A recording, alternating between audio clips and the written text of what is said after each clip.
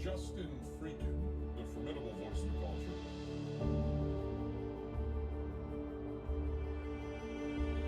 Hey Justin, are you trolling?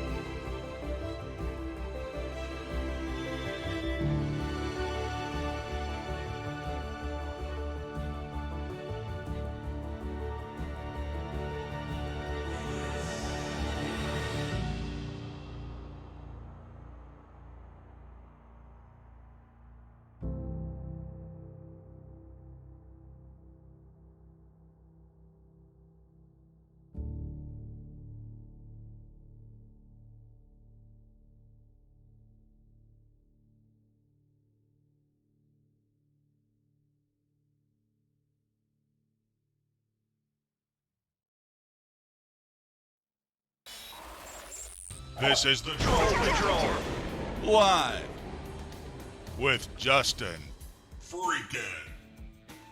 Alright, so apparently Mike Garcia has declared victory. California's 27th. Breaking news as we come on the air. Courtesy of 1 and 2, baby. In the Discord. So go Mike Garcia. Fucking A, Bob Dobbs. I should probably look up who the fuck Bob Dobbs is. Oh. I'm feeling good because I know whenever I get off of here, whenever I'm done talking to you fucks, I get Mexican food.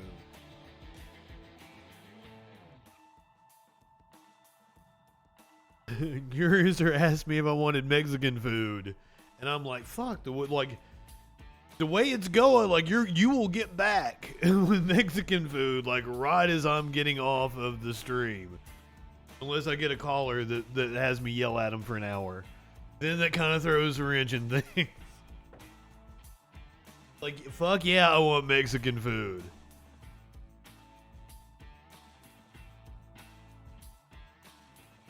I should look up who Bob Dobbs is. Do any of you guys know who Bob Dobbs is? Because I endorse Bob Dobbs. Just based on the name alone. I like alliteration. So Bob Dobbs already won me over based on name alone. But he could be a pedophile or something. J.R. Bob Dobbs is the figurehead of the parody religion, the Church of the Subgenius. Interesting. The image is derived from a piece of 1950s clip art. According to Subgenius Dogma, Bob was a drilling equipment salesman who in 1953 saw a vision of God JHVH1 on a television set he had built. Interesting. It appears there was a movie on this. I had no idea. This is all new to me. But welcome RB. Welcome Voodoo. I don't know if I saw RB. Lenny. Good evening, Warlord, my friend. And not you. I believe I said that correctly tonight. If I did not, please correct me. You and Bob Dobbs are my friends. So glad to see everybody. Got some news for you. We got some news and fuckery. Perhaps that should be the description in Twitch. News and fuckery. On the Freakin channel. I actually, don't worry, we're gonna get to Arizona news, and boy, do I have some Carrie Lake for you. If you want some Carrie Lake, we got some Carrie Lake for you. We've got Carrie Lake on the Charlie Kirk show. We've got Carrie Lake on with, hold on, who else was she on with? Carrie Lake was on with Steven Crowder. We have Carrie Lake on with Steven Crowder. We got Carrie Lake getting pushed back from an NBC reporter on election night. A clip that we didn't get to see before, or at least I didn't.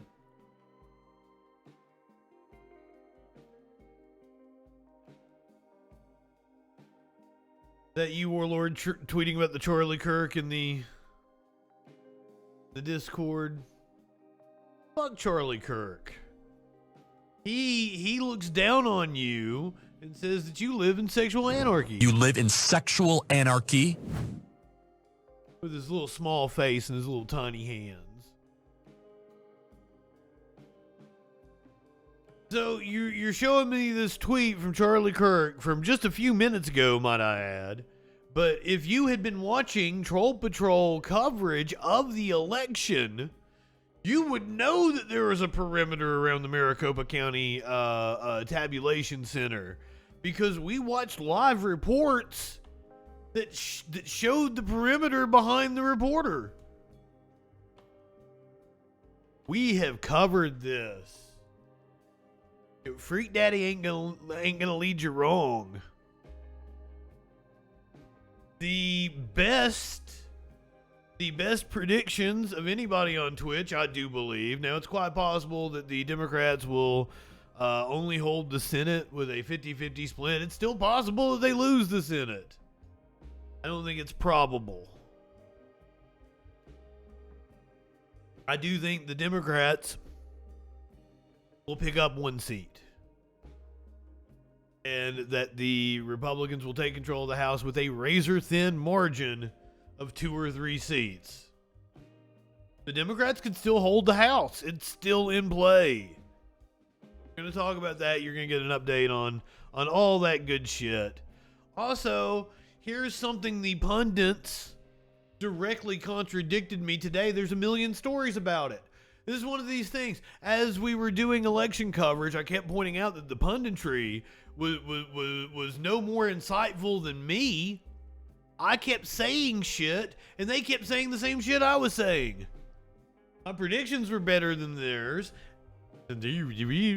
My predictions were better than theirs.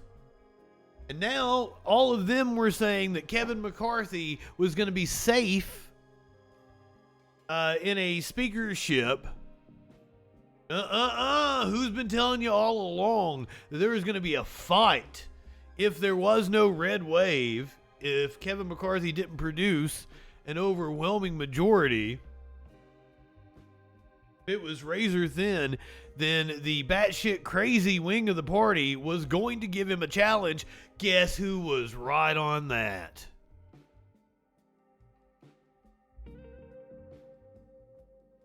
I'm just saying, why do they have some of these crusty old fucks that are wrong all the time on the cable news making these $1 million contracts? JustinFREAKIN is just as good as any of them and would work for a hell of a lot less. Change my mind.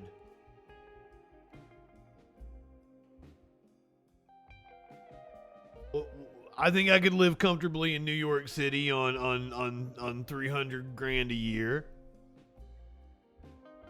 You could MSNBC, you could replace one of your pundits as making $1 million a year with one of me.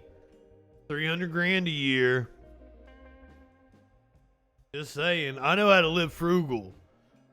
From one of the poorest areas in the world. I'd be living high on the hog with 300 grand. Now, I asked for that much only because it's New York City. New York City! You gotta have at least a little chunk of cash to live in New York City. But I'm just saying, MSNBC. My phone lines are open. 917-830-4359. Sky Comet. Good evening. How are you, my friend? Something happened in the Twitch and I don't even know what happened. I don't know what that symbol was for. I don't know what that graphic came up for, but thank you. Feel like somebody spent some money trying to persuade me not to go to MSNBC. Surely. Oh, thank you, Lenny. Thank you for the tip. It did like it. Nothing else indicated what was going on. But thank you so much, my friend. I'll still take that MSNBC money. That's what 300K I think could get me an all right studio apartment. What it do, baby? We've tried to get them to call in. I think they are DM posing as a sock puppet.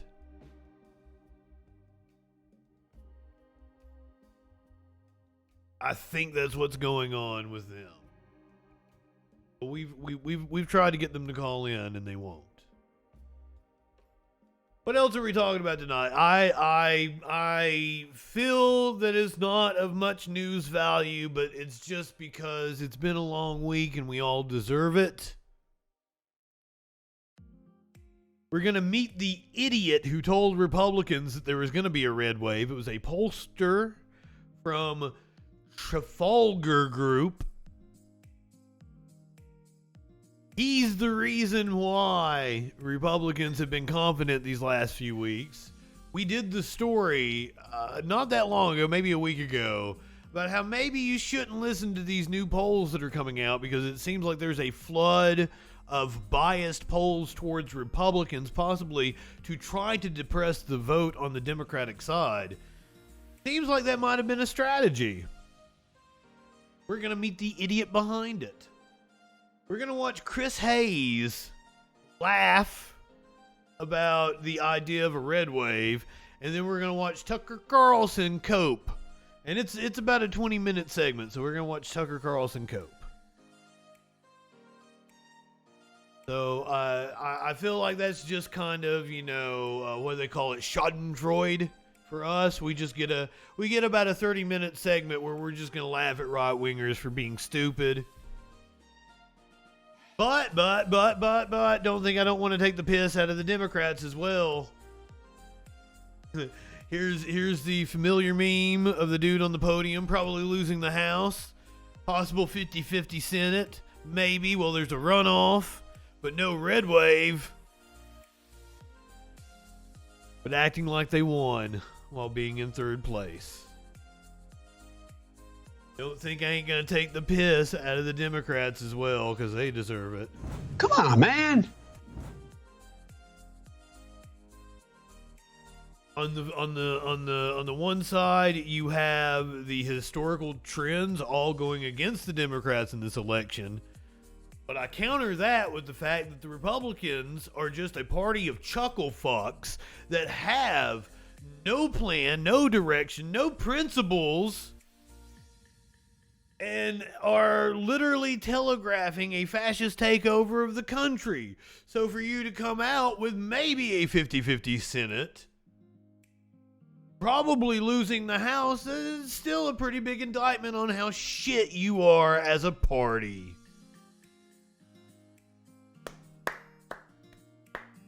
So congratulations.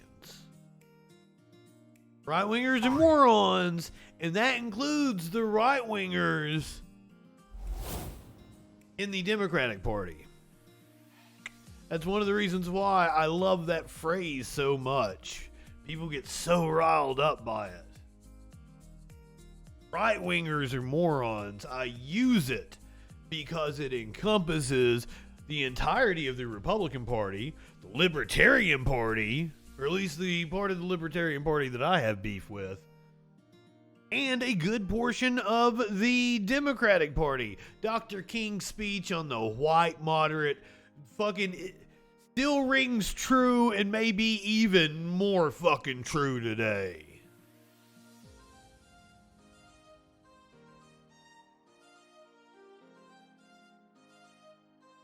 But we're going to watch some right-wing cope tonight because we earned it, right? We earned it. But just, I wanted your meme of the day still put things in perspective with the Democratic Party. I'm not high enough for this shit. Also, tomorrow night, I'm not going to do a freak show. Been busy with all the election shit. Didn't even book a guest. I'm gonna come on. I'll be on at the exact same time as the freak show. We'll just do a fucking around stream because I'm not on YouTube. I'm not on Facebook right now. I'm still banned on both of them for 2 more days. So look for us back on YouTube on Sunday night. Live stream back on YouTube. Clips will start going up on YouTube again, including clips from this past week. We'll even get clips from election night. Us watching Cenk and Anna talk to Matt Gaetz. We'll put up the clip of watching Washington Journal call-ins. That was fantastic.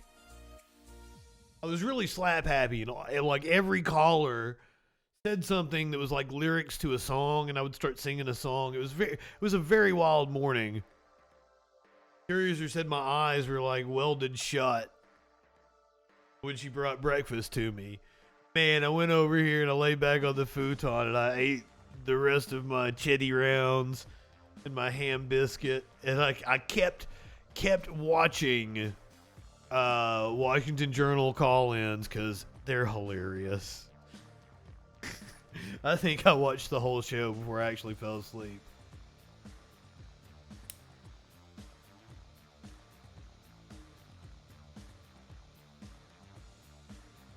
Had a lot of fun on election night, though, despite all of the problems with the internet. Wish I could have done the marathon and made it all night. Sorry for giving everybody a gazillion notifications every time it connected and disconnected. I didn't even think about notifications. I would have turned those off. I didn't want to bother you like that. Okay, after we get our right-wing cope out of the way, we got to get our update on what's going on in the election. We're going to look at the 3 possible Senate scenarios. We're going to talk about why the red wave only occurred in Florida. Then we're going to watch more cope with Kayleigh McEnany saying that DeSantis should campaign for Walker and that Trump should postpone his his announcement. He's announced his announcement for next Tuesday, remember? We're gonna talk about what 2022 means for 2024, and we're gonna get into exactly what I was right about. McCarthy going to face a challenge for the speakership should the Republicans take control of the House, which is still not a lock. More right-wing cope as Mike Huckabee blames the globalists. Says that the Republicans can't go globalist. A governor candidate's campaign party devolved after finding out that he lost. God damn, I can't talk tonight. I'm not high enough for this shit.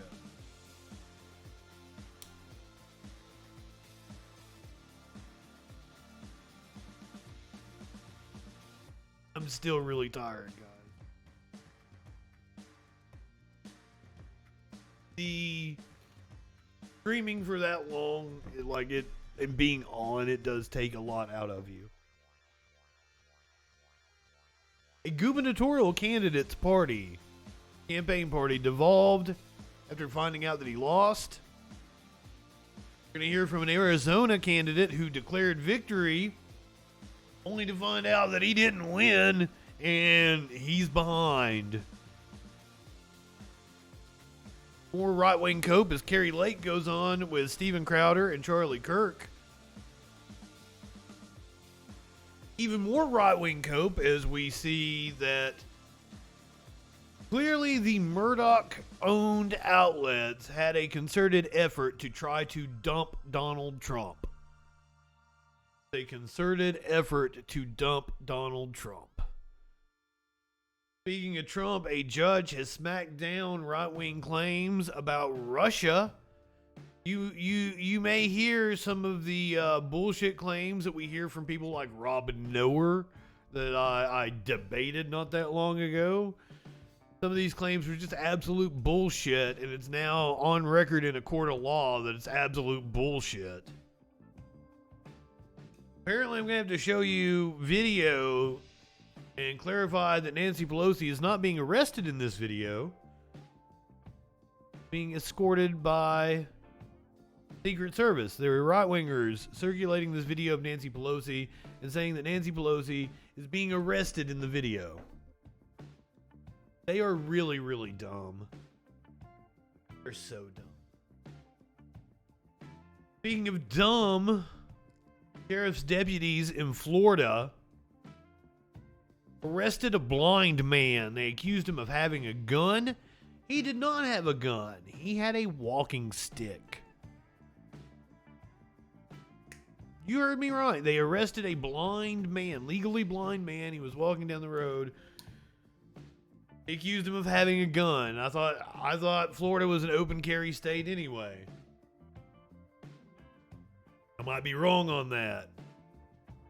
Walking around with a gun was your right here in the United States. Here in mass shooting USA, motherfuckers.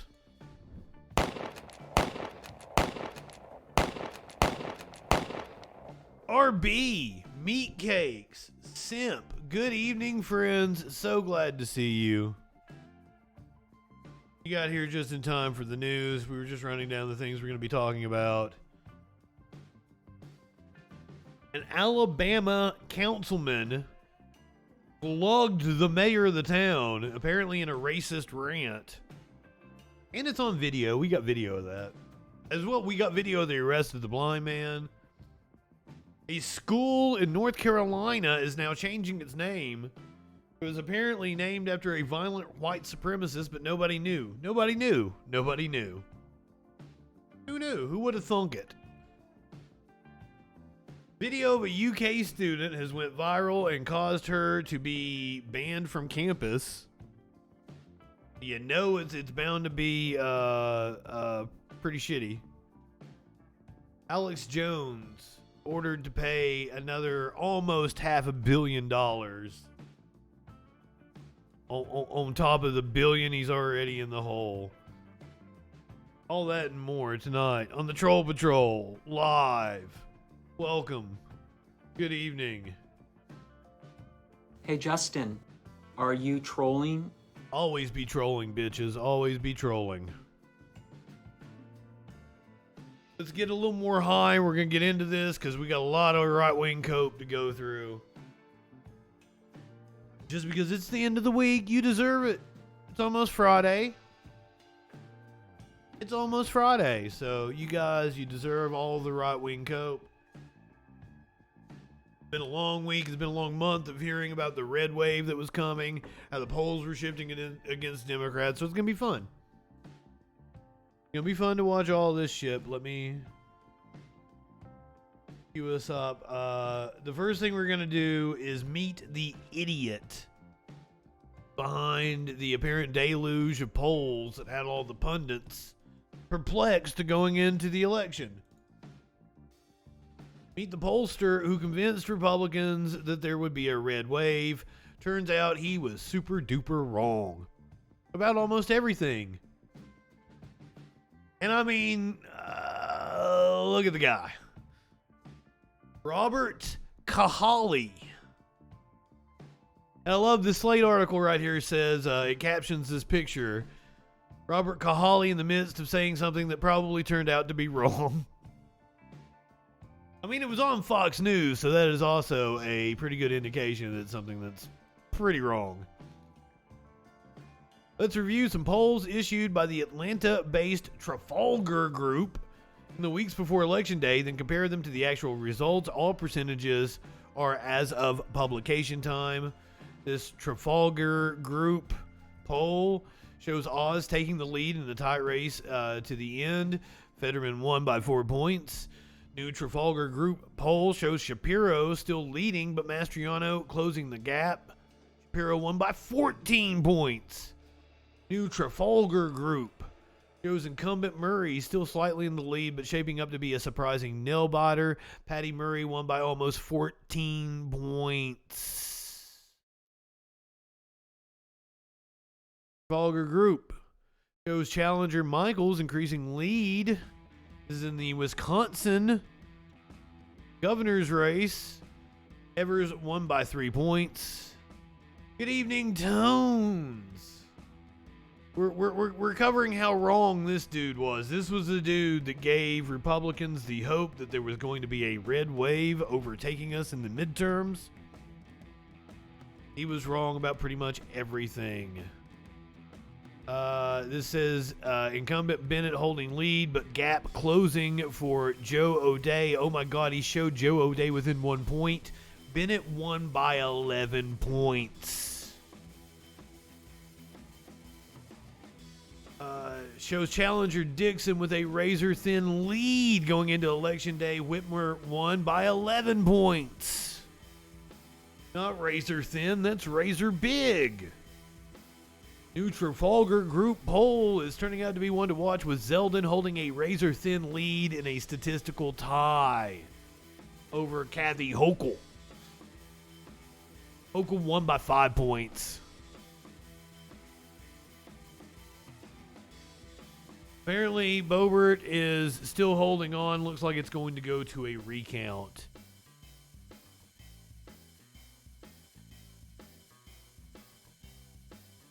So Trafalgar Group guy is the one that was giving the hopium to the Republicans leading up to Election Day. We're going to watch video now of Chris Hayes apparently reacting to the idea of a red wave. This should be fun. This is us. This is us watching the copium here. Well, this is a pretty surprising development to most people, including us here at the desk. Just imagine being a viewer of Fox News today after weeks of being promised one. Be an analyst for a second. Does it feel like a red wave?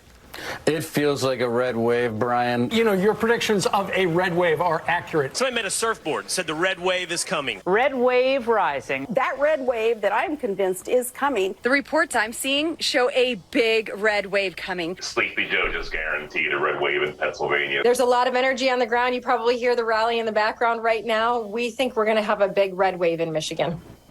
Wow. Democrats are bracing for the worst case scenario, a red tsunami. We are officially on a red tsunami watch. Sean, we're going to see a red tsunami. Red tsunami grows. That means red tsunami. We're not just going to see a red wave. We're going to see a red tsunami. Poverty, joblessness, critical race theory, crazy gender ideology in our schools. We are going to see a red tsunami. And lastly, your prediction for tonight. I think we're going to have a red wave. I think it's going to be maybe bigger than anyone thought. On Tuesday, we will be part of a big red wave that says enough is enough.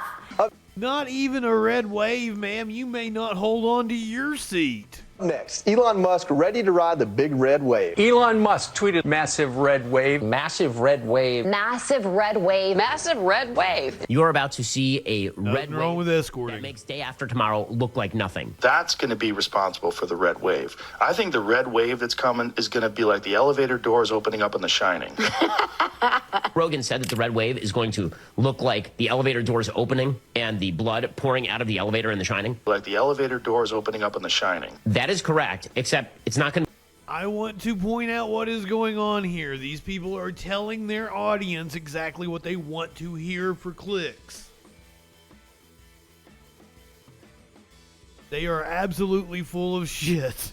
Be an elevator. It's going to look more like Deep Impact, the tsunami at the end, but colored red. Remember that Taya Leone Deep Impact disaster movie? That's the red wave tsunami that'll come ashore. It's going to be a brutal week for the Democrats beginning on Tuesday. And frankly, I've already DVR'd CNN and MSNBC for election night. What up, Tadpole? Not because I'm going to watch, but just because I want to enjoy the tears post-red tsunami. What happened to the red wave, Congresswoman? What happened? Oh, I'm sorry. I'm back at the panel here. We've got Stephanie Rule remotely as well. Ellie, there were two things that was happening. One was Republicans were psyching out the public, and also I think believed it. I don't think they were lying to themselves, but they believed their own lies. I really do think they went into last night. Did they really believe the idiot-ass Republicans watching believed it. I was wondering what I was hearing. Like, I was hearing thump, thump, thump, thump. What's going on? The kitten's in here. The kitten is in here. That's the thumping that I heard. Night being like, we're going to win 45, 50, 60, 65 seats. But a lot of the mainstream press got caught up in it and set these expectations that what you were seeing in the sort of Trumpian channels that we were showing there was actually what was going to happen. Every election, we ask each major party to do an autopsy to figure out what went wrong in their electoral map, right? We never ask the media to do the same thing. And it's time for the media to do an autopsy on itself about what went wrong, because we just spent the last 6 weeks going through every crime story that you wanted to go through, being inundated with fake polls showing Republican strength. We weren't talking about abortion. We weren't talking about the valiance of people on the ground. People need to get out of this city, which I live in and love, go over the GW and see what else is out there, because at some point the media has to take responsibility. Where you can hire JustinFREAKIN and think critically. Look, and it starts at home, right? Honestly, Chris, if you hear me quote the GW Bridge, I assume. If you hear me quote anything written by a Nate on your show again, just smack me upside the head. I strongly, because people have to get better. I strongly disagree with that last part, though, because I think one of the things that you look at is if you look at the good, high-quality polling, for instance, the New York Times polling, the Nate Cohn polling at New York Times, it was pretty on the money. What happened was the narrative got very detached from the numbers. If you looked at the numbers were not suggesting a huge blowout. There was a lot of junk polling from. Yes, there was a lot, but I'm saying how did JustinFREAKIN call it? 538 projection, which has the Senate at 50-50. It had a 1 in 6 chance the Democrats would take the House. Or retain the House. Like, the narrative was so self-fulfilling, David. And exactly. Damn. What's he saying yesterday? This kitten is all over the fucking place back here. is causing a riot.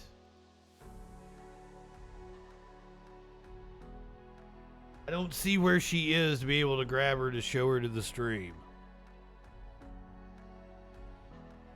Should that happen, I will grab a kitten. Everyone deserves a kitten. After the week we've had, we deserve a kitten. You don't deserve what I'm getting ready to show you. I don't like... Whether this is good or bad is depending on your perspective. I'm going to hit the content warning. OMG Sticks, good evening, my friend. Thank you for being here. Whether you enjoy this or not depends on like your tolerance for pain. This is part of the right-wing cope section of the show. This is the... We're gonna watch a lot of Tucker Carlson. We're gonna watch a lot, like already his face is froze on a frame that is he's befuddled. He's befuddled. This is him reacting to the results of the midterm election and the non-materialized red wave from last night. Yesterday's midterm elections. Well, we wish you could tell you with some precision. That's our job. But we can't because in a number of key races around the country, we still don't have a vote total. In Arizona, for example, there is no declared winner in the Senate race or in the governor's race. At this point, it seems likely that both Kari Lake and Blake Masters will win. We'll be speaking to Kari Lake in just a minute. What? By the way, if you need the update, I've still got the graphics up over here. NBC now lowering their projection by 1 seat for the Republicans. They have the Republicans taking the House by 3 seats. That projection is still plus or minus 7. You can see the Senate. They've shifted the graphic a little bit there. That's not me. That's them. Hold on.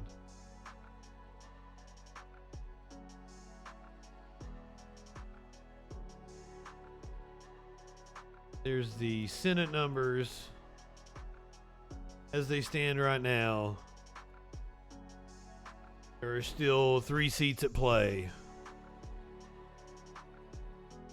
Georgia, Nevada, Arizona.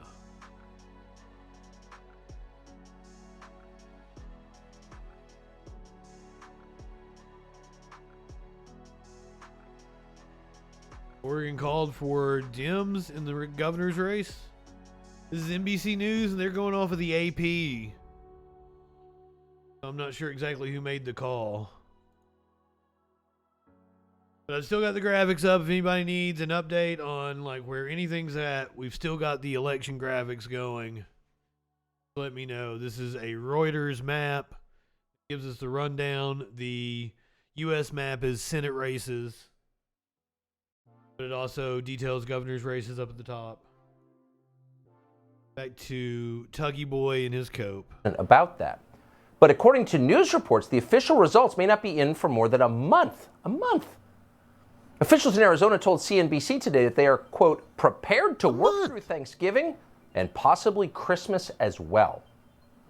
That means results by New Year's in a race that was held in early November. That seems late. How late is it?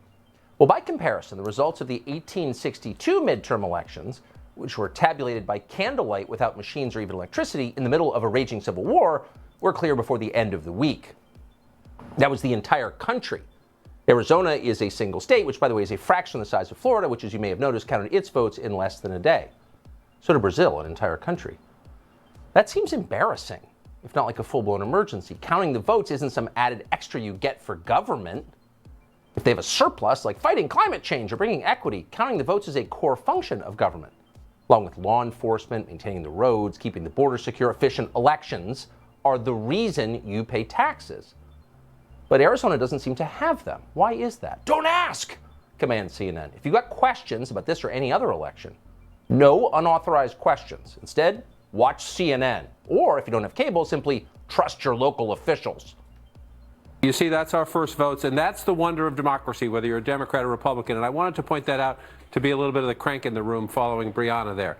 Stay off social media, people, if you're trying to figure out, are there really issues with votings? Trust your local officials, trust us here, trust a news source that you know and trust, to be honest about this, they're doing their jobs and they're doing it right. They're doing their jobs. They're doing it right. Really, CNN? Can we get a little more reporting on that? How right are they doing it? It's pretty funny. What a miss. The state of our election systems in many places is indeed pretty embarrassing, but so honestly were the results of last night's elections. Republicans swore they were going to sweep a red tsunami.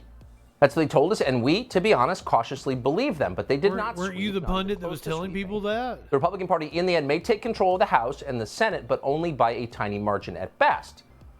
That's great, but it was not the plan. The plan was really simple. It seemed easy a week ago. An unpopular president, a faltering economy, an open border, the looming risk of nuclear war. How about that? How about that? How could there not be a massive Republican win nationally? Wins everywhere. Well, there weren't. Some exceptions, but overall, there weren't. Because Joe Biden Republicans was aren't popular? Punished. In fact, he was out there bragging about himself today. Pretty frustrating. He wanted Republicans to win, not simply because they're so great, but because Democrats are so very bad. And that's not an overstatement. So what happened? Well, before we give you our theories as to what happened, one obvious point: the people whose job it was to win but did not win should go do something else now. We're speaking specifically of the Republican leadership of the House and the Senate and of the RNC. There's nothing personal. Some of them are no doubt nice people. Well, we're going to hear from Kevin McCarthy in a little bit. Of dollars to paint the map red, and they didn't. Doesn't mean they're evil. It doesn't mean they should be jailed. It does mean they shouldn't be promoted. No one should ever be rewarded for failure. If there's a truly conservative principle in life, it's the principle of the meritocracy. You reward excellence. You do not reward mediocrity. And when you do, things fall apart. Democrats kept promoting Tony Fauci despite his obvious ineptitude. What is that? That's corruption. Republicans should never do anything like that. And if they do, what's the point? Do I need to point out the obvious here?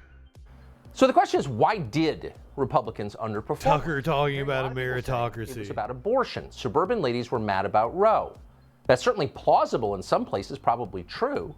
On the other hand, a number of resolutely pro-life sexual anarchy for you until Roe v. Wade is protected. That would include Ron Johnson. You live in sexual anarchy? Georgia, Ted Budd in North Carolina. Pro-lifers all. So abortion may have been a factor, but it's not the whole answer. Many others are saying that Donald Trump is the reason Republicans didn't do Republicans have performance problems. That's a more complicated question. The truth is we can't really see the entire picture. Explains a lot. Excuse us. I mean, the truth is Trump has always been a mixed blessing politically. The downsides are marbled in with the upsides. Excuse us? It's certainly not the single cause of anything. Republicans last night suffered Does anybody say that when they cough? Had nothing to do with Trump. In Michigan, for example. So whether you like Trump or not, the royal us. It's a lot more complicated than just him. And then there's the most amusingly stupid explanation of all. Excuse us, all election talk. So bad candidates were the problem. And that's all over Twitter. All the Twitter pundits are telling you Tucker getting choked up over the coat. Candidate quality matters. Choking on the coat. Well, of course, strictly speaking, that is true. The quality of the candidate does matter, but at really how much does it matter? Well, let's see. Joe Biden got elected president 2 years ago from his basement. John Fetterman became a U.S. Senator last night. Does anyone think John Fetterman was a quality candidate? Yes. Is that why he won? Because they had quality candidates on the left? Did the voters of Pennsylvania He was the lieutenant governor of the state, dude. Never had a real job? Did they think he was more impressive than the guy who spent his career doing heart transplants? Probably not. You mean the grifter, the TV grifter that nobody trusted? Knowing who they were voting for, and they voted for John Fetterman. He won anyway. Drank his own piss and killed puppies. Candidate quality is not actually the most important thing. What is? Well, the mechanics of an election. They matter. In fact, they matter sometimes more than any individual running in the election. Tucker Carlson's pronouns are us. To the outcome. And so, by the way, there's access to channels of communication. Why does that matter? Well, because you can say whatever you want, but if no one hears you... I was thinking it was something like the rich upbringing. So often, as of tonight, Republicans can communicate their message... Excuse us, sounds like a snooty fucking thing to say. ...and a handful of relatively low-trafficked websites. That's it. The rest of the American media amounts to a gigantic filter designed to distort what Republicans are saying. It's a campaign apparatus, and only the Democrats have it. Kikyo, good evening. You can whine about that. Ooh, the media are liberal. But it's not about liberal or conservative. It's about winning elections. And Democrats can win because they have that. So if Republicans want to win elections too, they might spend some money to fix that, to achieve parity. So to restate, as of tonight, Democrats have far more control. You don't get to speak in third person unless you're like The Rock. The Rock can do that. And Republicans don't. These are not ideological problems. It's not a question of who's right on the issues. That's settled, certainly in our mind, but probably in the minds of even people who would vote Republican if it occurred to them. But it Oz lost because he didn't kick authority in the balls enough. These are questions. He's kicking authority in the balls. Not of who's right or who's wrong, but of who makes it into elected office, of who wields power. And many on the right don't seem to understand this at all. They don't care about the details. 2.5 years ago, right-wingers are morons. Republican allies in Congress watched passively, seemingly in glassy-eyed sedation, as the Democratic Party used the pretext of COVID to rewrite election laws around the country in order to get its own candidates into office. They didn't do it by accident. Ooh, we're venturing into conspiracy theory territory here. Last night, those here. laws, many of which are still in the books, paid off generously. John Fetterman bombed in his one public debate. You saw it. He humiliated himself. He made a mockery of the election, but it didn't matter by that point. Thanks to early voting, Fetterman's margin was already in the bank. Nearly 70% of Democrats had voted early in the Pennsylvania races. Only 20% of Republicans did.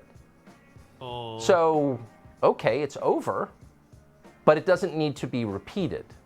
These are fixable problems. You can get your message out. You can force the other side, if you try hard enough, to agree on fair election rules. But you can't do any of course not, Tones. It is only unfair when they lose. So those are probably the real problems. But enough of the depressing recap. There were bright spots last night. There were, as dispirited as you may have been, and we think it's important to enjoy them always. The good news is worth savoring. So the first piece of good news is actually the flip side. Savoring. The worst piece of this is definitely cope. Won in Pennsylvania. And not only did John Fetterman win, but he won without speaking a single coherent sentence for the entire campaign. Wow. Now, you may have been appalled by that. Fuck you, Tucker But in some Carlson. sense, it's an achievement. John Fetterman, in winning, shattered the thickest of all glass ceilings, which for centuries has prevented the unapologetically brain damaged from winning statewide election. So John Fetterman is not just a U.S. senator now. He's a wow. And there's nothing the Democratic Party loves, reveres, and elevates more quickly than a pioneer. That's some ableism right there. So the question is, given his awe-inspiring achievement, how can John Fetterman not be the frontrunner for the Democratic nomination in 2024? We can't control that. We're going to let him and Kamala fight it out. But in the meantime, expect a huge amount. I would get behind the Fetterman train. Savor every moment. So the second piece of good news for Republicans that they really should celebrate, because it's great. Sometime watching your enemies get vanquished is a virtue in itself. The DHCCC Congressional Chairman Sean Patrick Maloney lost. Probably the oiliest, slipperiest. And this is great. If the Democrats lose control of Congress, it's going to be because more seats in New York flipped. Nobody thought a Republican could ever win. In a moment, we'll speak to Lawler and ask how he did it. But it seems like Lawler won for a couple of reasons. The first is that Sean Patrick Maloney, like so many other Democrats, spent the last year and a half huffing and puffing about January 6th. They're going to win on January 6th. And unlike most of them, clever as he is, Maloney seemed to actually believe it. He's the one who claimed that Officer Brian Sicknick was, quote, killed on January 6th. Last night, after his defeat, Maloney once again invoked, can you guess it? January 6th.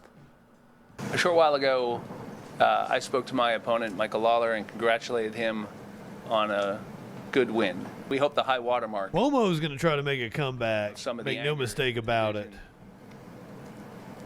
That we have dealt with this entire cycle, from January 6th on through. And we hope for something better for our country, because that's what all Americans deserve. He mentioned he was clever. So what seemed like a gracious concession, and we're all in need of those on both sides, was in fact another attack on January 6th, the insurrection. What's interesting is that Maloney's district is fairly upscale. It includes the north suburbs of New York City. It went for Biden by 5 points just a couple of years ago. And that support. Yeah, suburbs. That's the key word there. Now, there's one group Republicans have had trouble winning recently since the inversion of 2016. It's upper-income, white-collar voters. But in that district, they went Republican.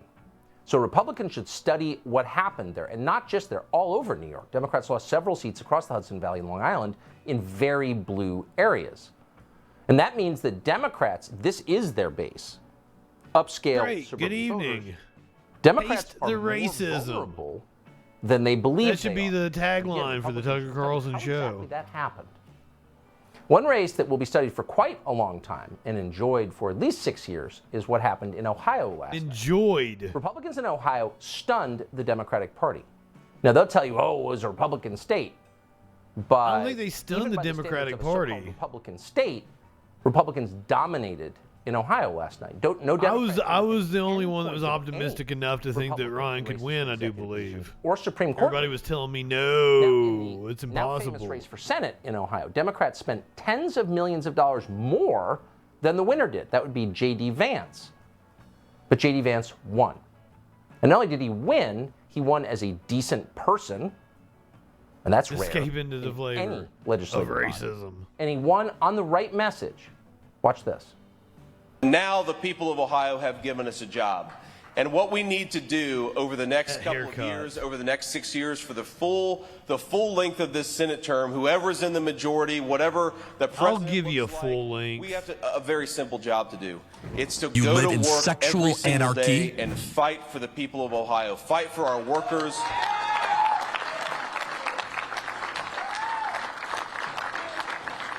Fight for our families, fight for the people struggling with the opioid addiction problem, fight for the people, the single moms struggling to raise babies just like my mom raised me. We have got a great... I've wondered this before, and it's not a put down or anything, but is he wearing eye makeup? Or like, does he just have like pretty eyelashes or some shit? What the fuck is going on over here? Great state. Whether you voted for me or not, the thing that I promised to do is go to the United States. Does he have fake lashes, or you just have like every single day for the just people have really of nice Ohio. eyelashes? Thanks to you, we get an opportunity to do just that. So we've lost more than 100,000 Americans in the last year, mostly young people. If not, good on him, right, Drake? Many That's the hundreds. one good thing about him, his eyelashes. And yet, when was the last time you saw someone mention it in a victory speech? I will fight for them, their families, the people left behind from this epidemic, from China Bernie? through Mexico, destroying huge parts of America. J.D. Vance said that, and he clearly means it. And he won. That's all Bernie ever fucking talks about. You just sounded like that was exactly what Bernie talks about. Every time he's on camera. We will not see for quite some time the likes And he of means it, Beto Tucker. O'Rourke and Stacey Abrams again, because they lost yet again. How many offices have these two run for? How much money have Democratic voters or donors spent to get them elected? A lot. Hundreds of millions of dollars. And both are unemployed. Because it doesn't matter. Buddy, I can do that with several Republicans. Dog food. If the dogs don't like it, they won't eat it. That's an old saying from political consultants, and in this case, it is true. Beto O'Rourke Is that a dog whistle with your dog food analogy? People who are not professional politicians. In a number of cases on the Republican side.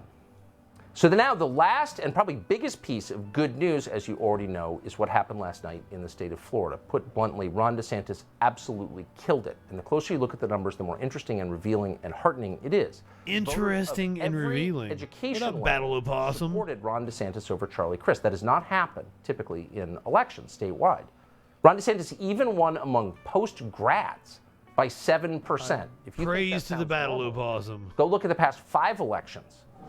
Republicans do not win statewide among people with postgraduate degrees, but DeSantis did. He won all but 5 counties in Florida.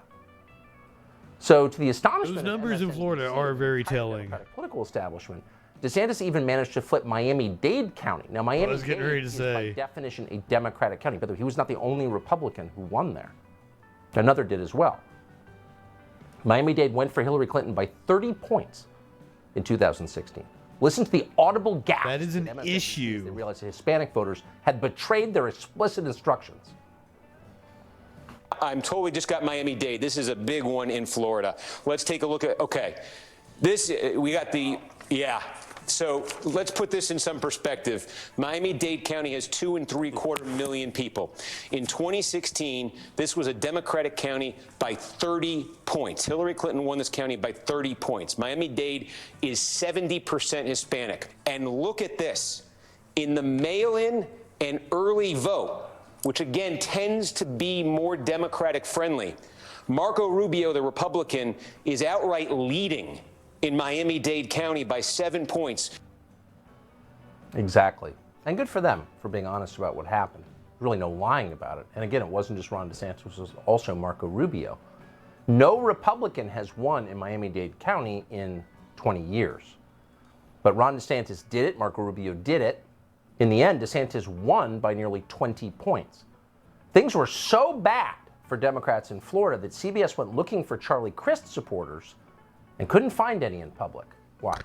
By the way, I got to point out that once we started digesting our food and digesting the day, we realized that on that day-long trip, we spoke to dozens of people up and down the coast of Florida, all in precincts, by the way, that voted for President Biden in 2020. But to our surprise, we did not run into a supporter of Ron DeSantis' Democratic opponent. That would be Charlie. I mean, Charlie Crist wasn't even a Democrat in 2020, was he? Poor Charlie Crist. But this does, I mean, of course, Charlie Crist was the lamest possible candidate the Democrats ever could have run. I agree with Tucker there. DeSantis was going to win. So this is one of those rare elections in which voters were, of course, rejecting the other side. But in this election, a lot of those voters appear, and the polling shows this, to be affirming the side they voted for. They weren't just voting against, they were voting for. They're voting for Ron DeSantis. Pretty amazing, actually. According to DeSantis, this is a realignment. Here he is.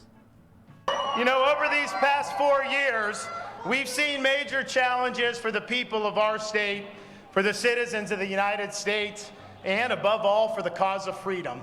We saw freedom in our very way of life in so many other jurisdictions in this country. Everybody better ante up your $1.73 for that freedom. Florida held the line.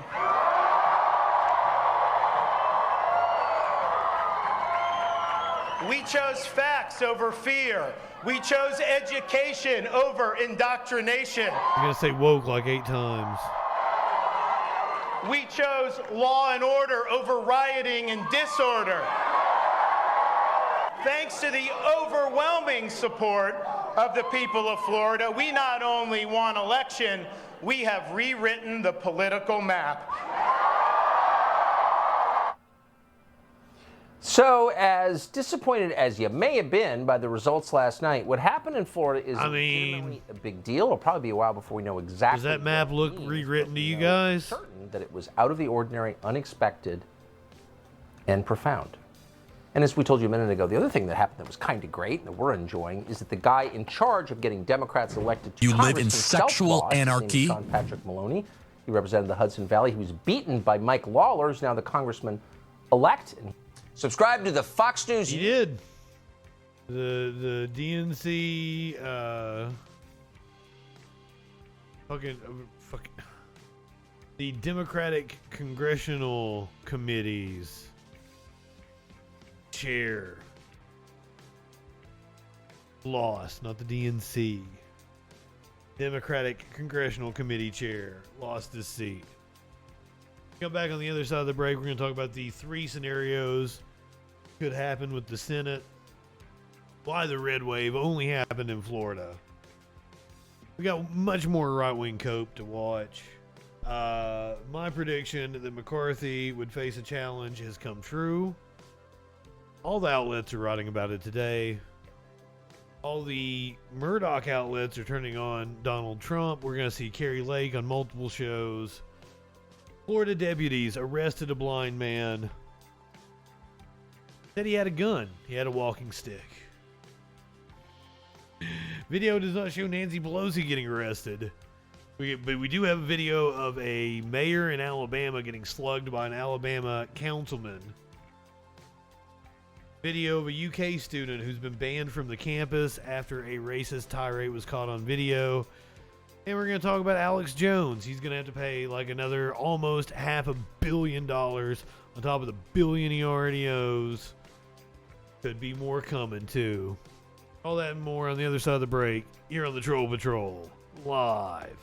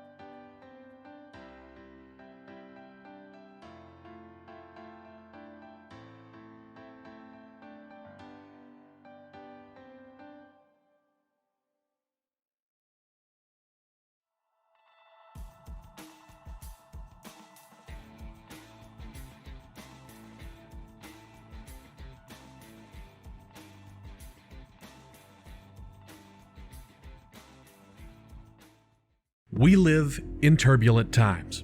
The media is full of deception, conspiracy theories, and fake news.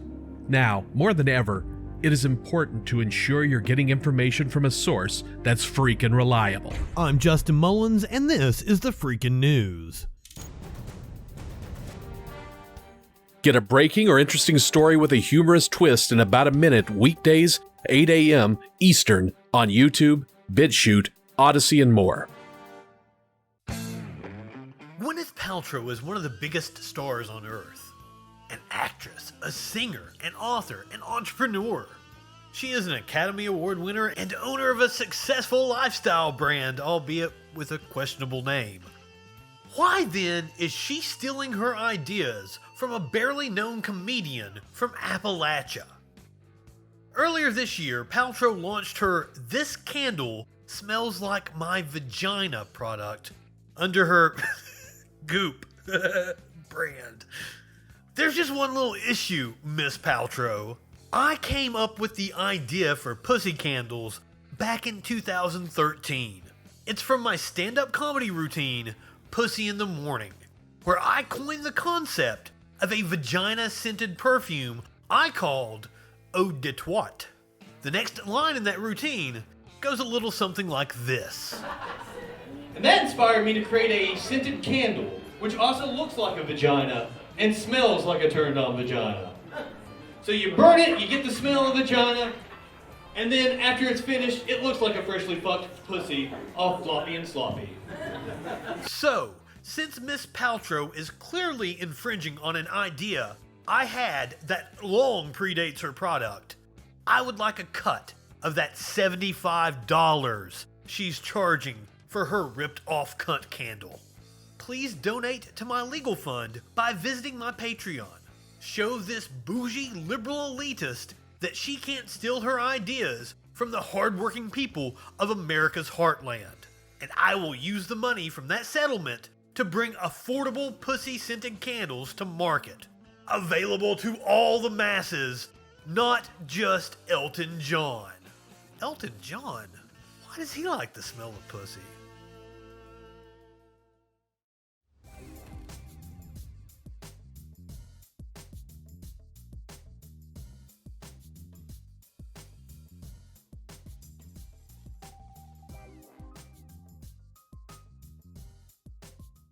Now we turn to YouTuber JustinFREAKIN. The guy's, he's a formidable voice in the culture. Uncensored and unfiltered political talk and debate from a leftist perspective. The day's top news stories and videos with astute social commentary. Not high enough for this shit. All we're establishing is this guy's wicked sick aesthetic. Right-wingers are morons. You brought back the wrong kind of fucking cake, you idiot. I guess I gotta thank Matt Walsh for introducing me to JustinFREAKIN. Yet you're like, we'll pray for somebody. You think you can telepathically communicate with a deity, and you have the audacity to say somebody else has a mental disorder. For the love of God.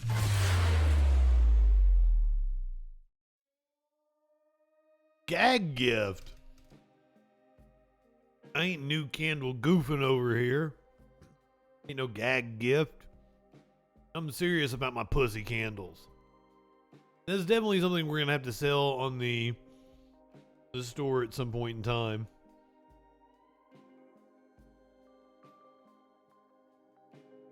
Oh, you meme. Here you go.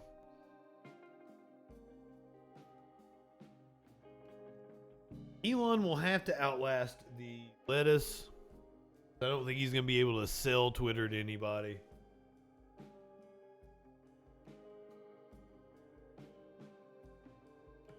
He's stuck with that shit. Or he's going to have to sell it for like $1 billion. Compared to the $44 billion he bought it for. That's what's going to happen. One or the other. He'd outlast the lettuce, though. Not high enough for this shit. all the swag bags for the wedding party. Why would women want, like, I understand, like, the women at the bachelorette parties, they get the dick straws and stuff. Would they enjoy the pussy candles, or are they gonna fuck the pussy candles with their dick straws? What? I don't understand the logic here. I think we're marketing it to the wrong people. That's just me, though. That's just me. But maybe they want to fuck the pussy candles with the dick straws. New highs of broadcasting I'm reaching here on this show. Not high enough for this show.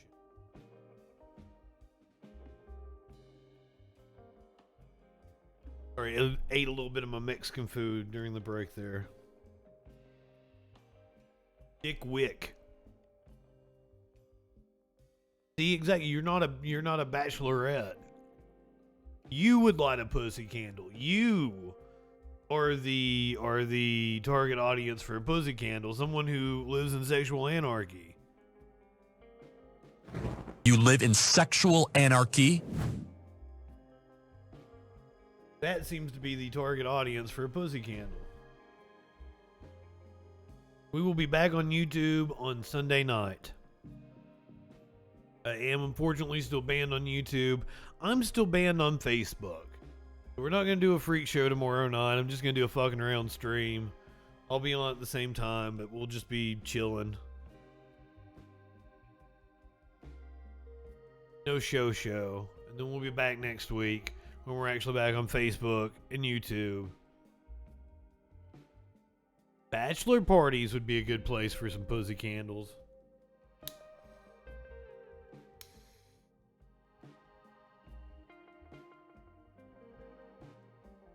Then I'd be afraid some stupid chuds be trying to fuck the candles.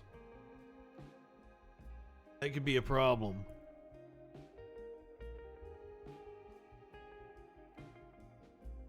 Would lesbians be into the pussy candles? Apparently Elton John's really into the pussy candle. So gay men like pussy candles, apparently? Or maybe it's just particular to Elton John. Maybe we're generalizing too much based on one person.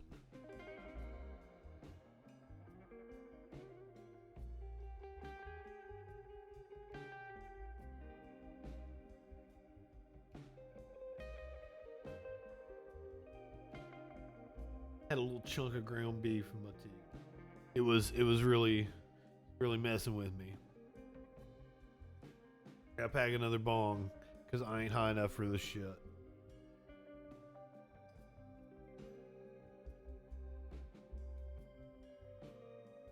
I don't know what's going on in the Discord over here, but you guys are letting somebody have it. Voodoo and Phoebe going to town over here. Maybe Phoebe just now joined in.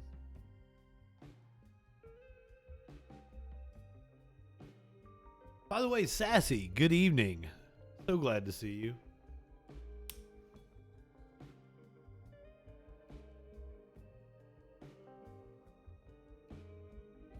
Subaru is the official car of the lesbian.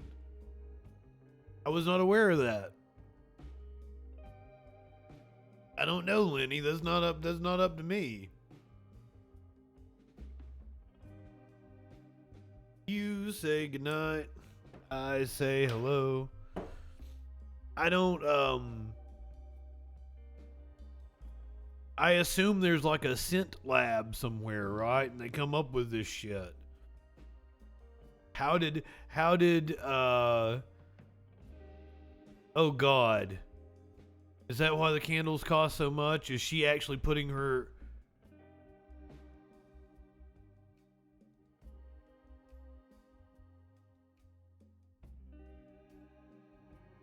Is Gwyneth Paltrow extracting her essence and putting it in each candle?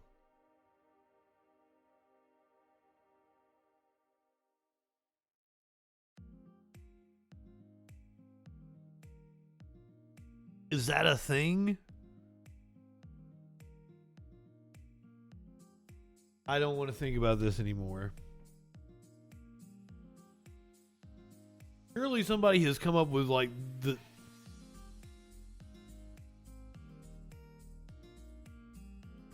She's dipping the wicks.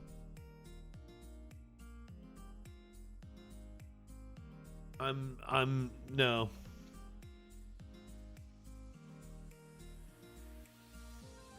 You live in sexual anarchy? I'm sorry, Simp. We went to a weird place. I was trying to get a little high, then we're gonna do the news. We just need to leave this alone. Do the news.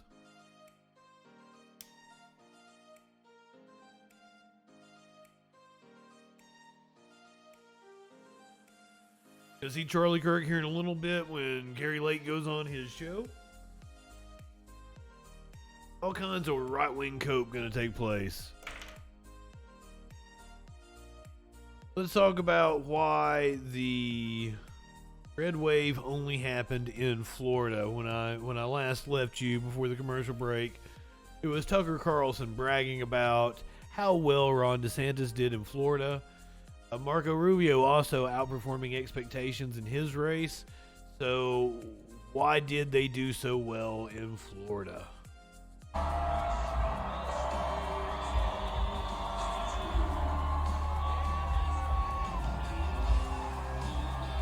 Well, the main takeaway is that there was a red wave last night, but it started in Florida and it ended in Florida. That's really all we got. And the other main takeaway is that you got to look at the Gen Z voters. They gave Joe Biden the White House in 2020. How come men suits are boring? They didn't used to be. Democrats this time again. They were highly animated by the issue of abortion, and that really flew under the radar of a lot of the polls that were out there. It looks like if the Republicans take the House, it's going to be a very thin margin, and it looks like there might be some people calling for Steve Scalise to be the Speaker of the House rather than Minority Leader McCarthy, if they really blame him for that. So that could be very interesting. Of course, the Senate is still up, and we may not know until December when there's a runoff for the Georgia seat in the Senate. So y'all just hang in there. I'm feeling good. Senator Raphael Warnock, the incumbent, and he should feel good. I believe that the runoff actually favors him more because Walker is not a popular candidate. Was probably being carried by Kemp in that race. I don't come to lose, and I told you he's going to be tough to beat.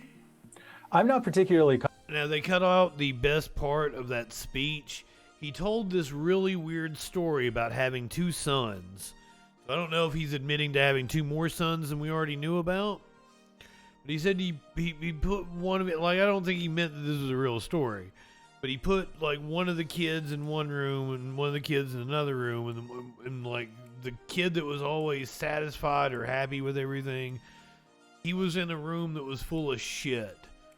And he grabbed a shovel and he started shoveling shit. And he asked the kid why he was shoveling shit. And he's like, because there must be a pony at the bottom of this shit. It's a really weird story that he told. Confident making too many predictions these days because the polls have been a bit off in terms of estimating Donald Trump's voters and estimating the Gen Z voters. So it's really difficult to make those predictions, especially when these elections are coming down right inside the margin of error that these polls have.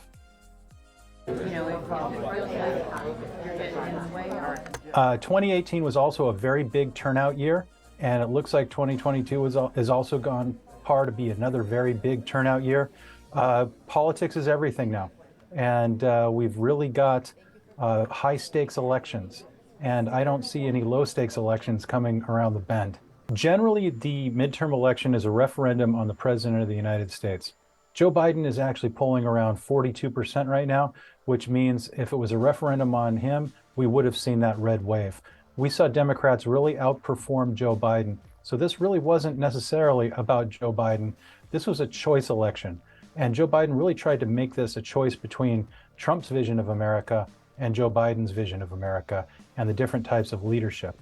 And really key to that choice was the idea of abortion under Republican-dominated legislature and Democratic-nominated legislatures. So let's move to talking about the possible Senate scenarios. What the 3 possible outcomes we are facing currently look like. States and these vast troughs of votes still outstanding. Where does the fight for control of the Senate then stand at this hour?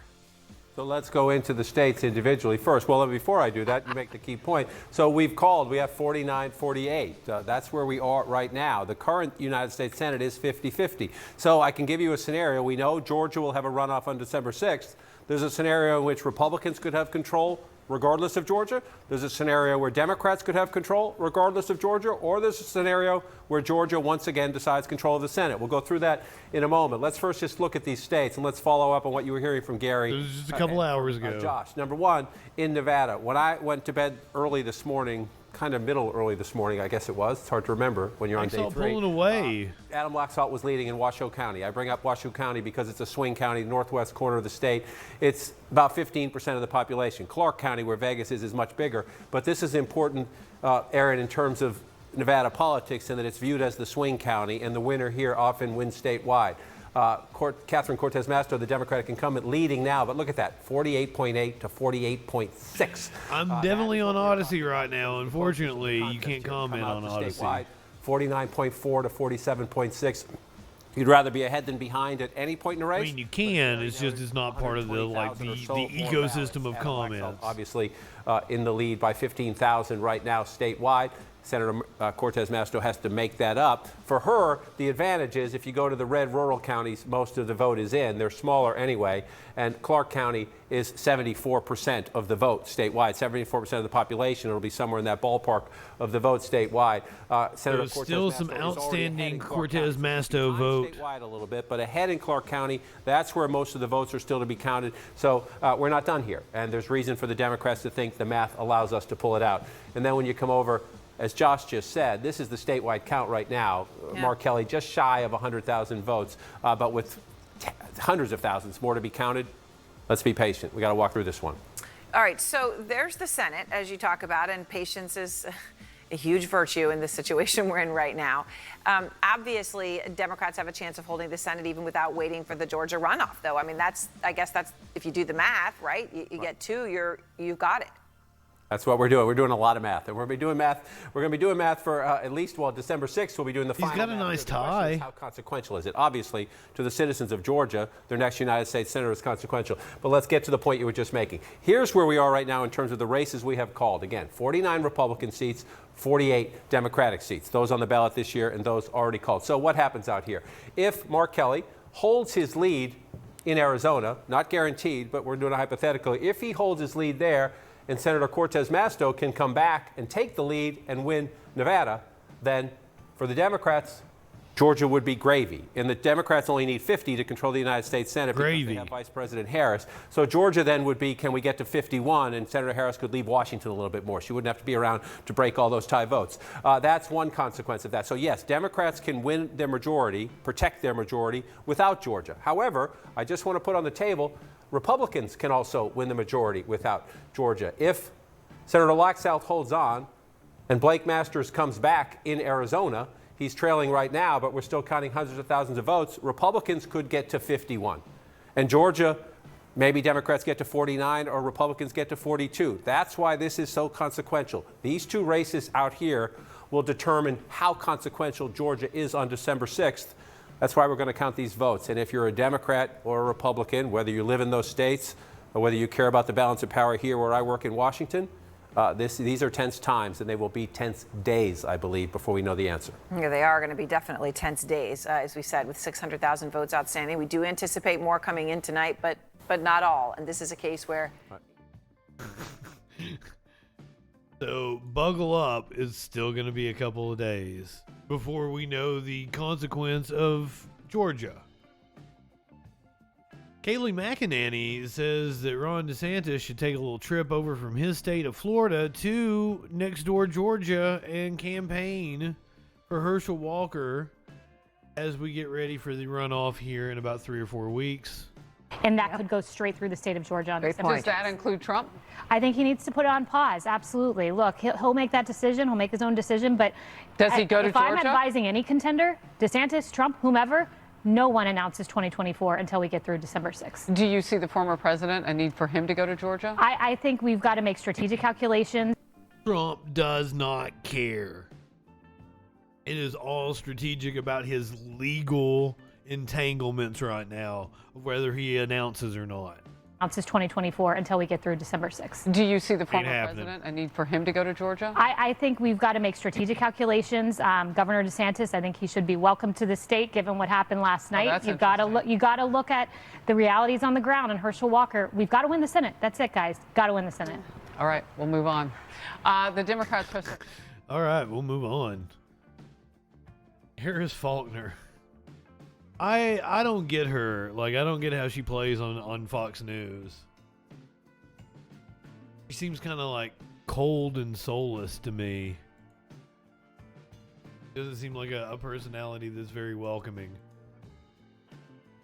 Let's talk about what the 2022 midterms mean for the presidential election in 2024. Republicans, not Democrats, are in fact looking for answers this morning about why they fell short of historical expectations in these midterms. Faulkner so is our chief election and campaign woman. correspondent, Robert Costa. He joins us now. Bob, good morning to you. Gail and I have been trading articles here this morning. Right-leaning newspapers, the Wall Street Journal and the New York Post, coming out pretty strongly against the former president, Donald Trump, with losses in 2018, losses in 2020, and now losses in 2022. Is it time to move on? What are you hearing? That's exactly what's happening inside the Republican Party right now, and on the editorial page of the Wall Street Journal this morning. It's a reckoning about former President Trump and about where the Republican Party is going to go from here. For weeks now, we've been hearing about how Trump wants to get into the 2024 race. Two cats. There were two cats. But now, so many of my top Republican sources on Capitol Hill in the 2024 ranks, they're saying maybe it's time to go toward Florida Governor Ron DeSantis or give an outsider like Maryland Governor Larry Hogan, who I spoke to yesterday, a chance to carve a new path for the GOP. So a lot of turbulence right now, a lot of conversations about the future. I know, Bob, the headlines are pretty stunning. In the Wall Street Journal, Trump is the GOP's biggest loser. The New York Post, Trumpity-dumpity. And they're being very flattering about Ron DeSantis. So is he clearly now Trump's biggest opponent? And what about Mike Pence? How does he fit into all of this with a new book coming out? The big question, Gail, for Governor DeSantis is whether he wants to get into a messy, complicated political fight against the former president. We've already seen that Trump on the campaign trail this year has called the Florida governor Ron DeSanctimonious. That was a political warning shot to DeSantis, I'm told, that if you get in, it's going to only get worse. So DeSantis, he's in his early 40s. He has to wonder, his friends tell me, whether he wants that kind of fight at this stage in his career. In Pence, he's coming out with a book next week called So Help Me God. Quite a title there. And he's going to... It's quite a title indeed.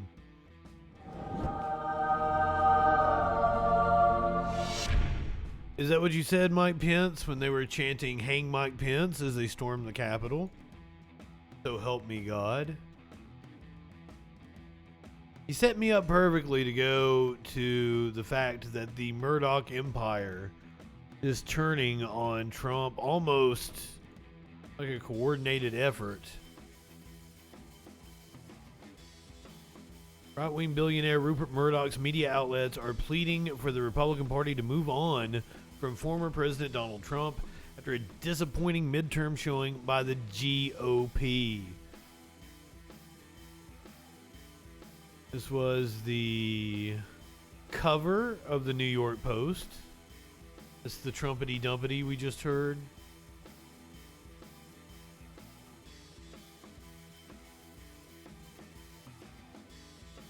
This is the Wall Street Journal, also owned by Rupert Murdoch, penning an op-ed about Trump being the Republican Party's biggest loser, which true. We saw this little clip of Mark Thiessen, whatever the fuck his name is. Fox News. We have the worst inflation in 4 decades. the worst collapse in real wages in 40 years, the worst crime wave since the 1990s, the worst border crisis in U.S. history. We have Joe Biden, who is the least popular president since Harry Truman, since presidential polling happened, and there wasn't a red wave. That is a searing indictment of the Republican Party. That is a searing indictment of the message that we have been sending to the voters. They looked at all of that and looked at the Republican alternative and said, no thanks. Yeah, you guys look batshit. The Republican Party needs to do a really deep introspection look in the mirror right now, because this is an absolute disaster for the Republican Party, and we need to turn back. We need to look at who won today. Ron DeSantis, DeWine, these governors, Kemp, Abbott. Look at these governors. This is the path to the future. At electing these radical candidates who ran far behind them has put the Republican Party in a terrible position, and voters have have indicted the Republican. Yeah, fuck them. I still don't think there's anything different with the people they named. Go straight through the state of Georgia on this. Does that include Trump? I think he needs This to is the clip we just watched with McEnany. New York Times' Maggie Haberman called the message a coordinated effort across Fox News, Wall Street Journal, and the New York Post. Murdoch Holdings are going all in for DeSantis. It is not an accident. A person familiar with how Murdoch runs his empire told CNN.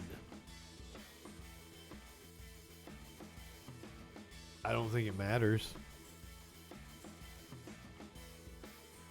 What is going to matter is that Kevin McCarthy is going to face a challenge.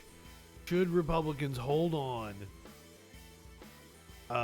and retake the House, as it looks like they will currently, by projections? You see the AP projecting that they take the House by 3 seats currently, 221. Should they retake the House, McCarthy is going to face a leadership challenge, just like I said. I'm Callum Hobman. Here's a look at what we're following on this Thursday. If you mailed or dropped off your ballot on Tuesday, it most likely hasn't been counted yet. We finished counting all the ballots that were cast at the polls yesterday. So that's what that final means. We are not done. We still have many, many ballots to count. Thank you, Ms. Bedard. Registrar of Voters Mary Bedard says that's because a majority of the county voted by mail, and those ballots don't come into their office for another week. Then they have to check with signatures. I got people listening to the podcast might have thought that I was fucking her name up. Also, for those using the news anchor said it. Says if you just dropped off your said ballot it correctly. Tuesday, it will take a couple days to process it on the website, so be patient. We will continue tracking the races until those results are finalized in 30 days. Now, because there's a strong possibility the GOP will take the House back, local Congressman and House Minority Leader Kevin McCarthy is moving to lock down the votes he needs from Republican colleagues to become House Speaker. But his ambitions could be challenged by the pro-Trump House Freedom Caucus. A source familiar with the deliberations says about 24 current and incoming GOP representatives are open to opposing McCarthy unless concessions are made. Currently, no other congressman has openly challenged the Bakersfield native. GOP leadership elections in the House will be next week, and McCarthy needs a majority to be nominated. The full House will vote on speakership in January. Well, we had a rainy election day, but that's clearing out. There you go. Getting ready to be rainy down in Florida. Cold gonna ravage the state here shortly, if not already. Mike Huckabee has his answer for what happened with the Republicans. You remember, his daughter is now the governor of Arkansas. This is Mike Huckabee on with Maria Bartiromo.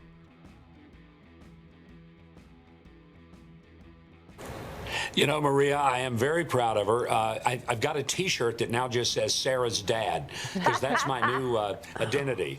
No longer am I the former governor of anything. I'm just, oh, yeah, you're Sarah's dad. So I'm excited for her. I'm excited for our state, because she's going to be. Sounds like you're a little butthurt about it, sir.